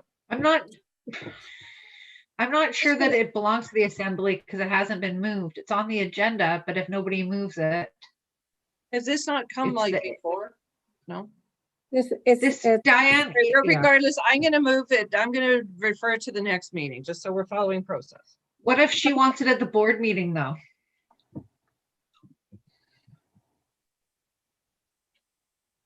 Well, that would. She's that gonna would be want it the- at the board meeting. Then I refer it to the board meeting. She can You can't- refer it off of there. Okay, all those in favor? Of the ops committee referring this motion to the board meeting? Yes. Well. Isn't that the same as us voting in favor of it and setting it forward? Just point of order. I'm not sure that we can have the power. So that's why You're right. Let's slow this down. Take a breath. I would like to refer it to ops. If she wants to put it on the board meeting, then she can put it on the board meeting. Or you just want to drop it and then see what she's going to do? Yeah. I think if you're not here to move your motion, like this is a pattern. We've and had this in the last. It's not the first time this has happened. So you just can't keep filling up our agendas and then not being here to discuss it. So my theory was to drop it altogether. Quick point of order, Chair. Yeah. You could seek the approval of the assembly to let the item drop from the agenda. You could seek approval from the committee to do that. And then she can do whatever she wants later. I like that. Yeah. Okay. I'm seeking your permission to all those in favor of removing it from the agenda. Unanimous. Thank you very much. Okay. I was on A5, Advocacy Ad Hoc Committee Terms of Reference, Trustee Whitaker. I'm on. Well, so I have brought this forward. I don't know if the way you're rushing here, if you want to move this to the next meeting as well. Or do you really want to deal with it? 10:27. Can Can you we give me refer that? this one to the next ops meeting? There's no fire burning here. All right. Okay, make the motion. I just did. Okay, all those in favor of moving this to the next ops committee meeting? Unanimous, thank you very much. Ops, March. Number 6, right? Who added number 6? Trustee Painter, can you read out your H6? Trustee Painter, can you read out your motion, please? Certainly, that the Board of Education of SD 61, Greater Victoria, direct the chair to write jointly to both the Provincial Health Officer and the Minister of Education requesting a clear answer on whether or not boards of education have the authority to exceed COVID-19 related health direction established by the Provincial Health Officer, the Minister of Education, or any other provincial entity. My rationale here, and first off, I do apologize for submitting this late. It arose out of the Thursday press conference, and so I wasn't able to get it in. Well, should have gotten in a little earlier, but nevertheless, the challenge is that the most recent set of directions are still called guidelines, and the use of permissive language, I think, is causing a great deal of confusion, not simply within this board, but more broadly across the province. And my goal here is not to take any particular step as far as health direction is concerned, but simply to understand clearly whether or not boards do have any authority.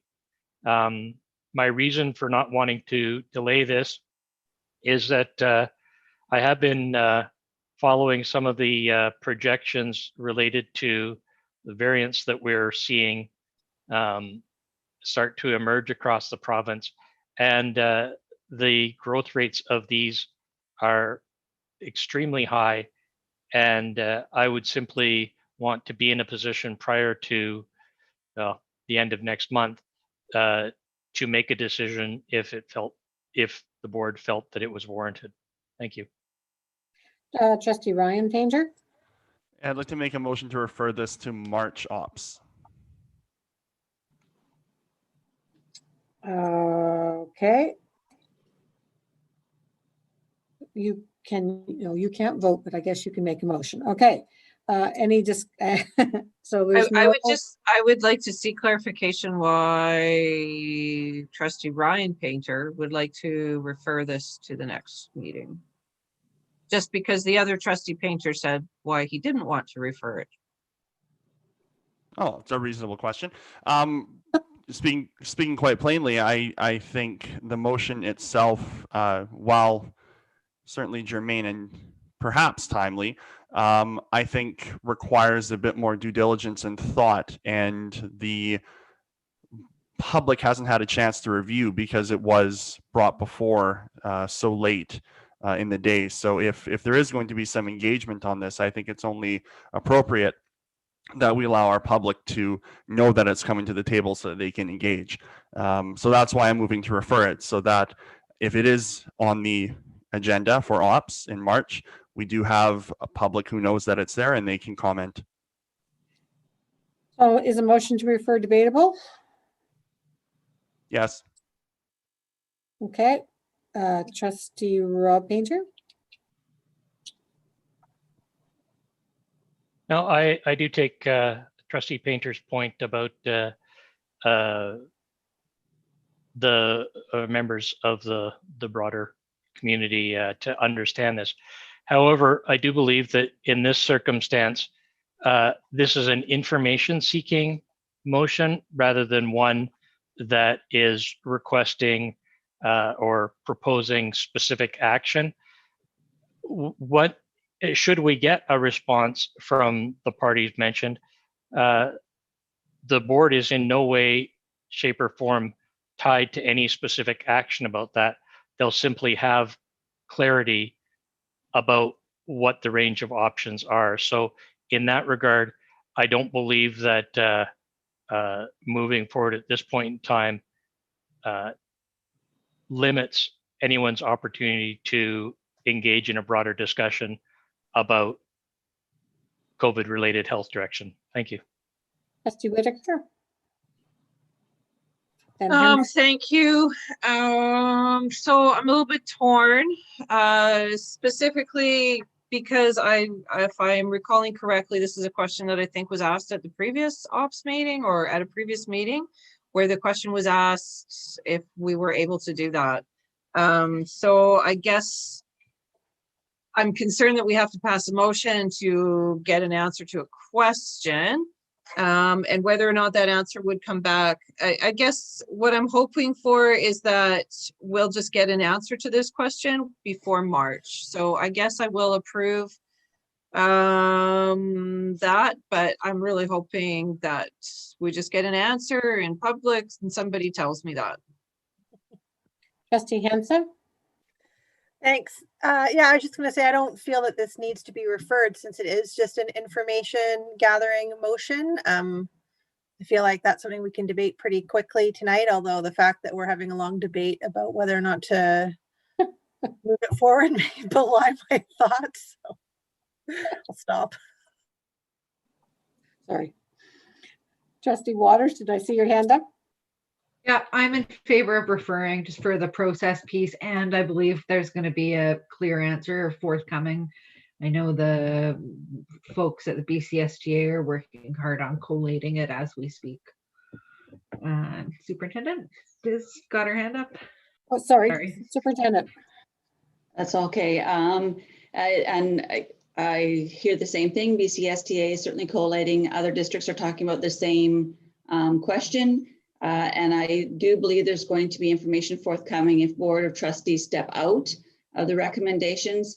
The responsibility that they would then have to take on if they make different decisions that are outside the health and guidelines. And I believe that's important information to bring back to our Board of Trustees on the risk factor that would be involved if different choices were made.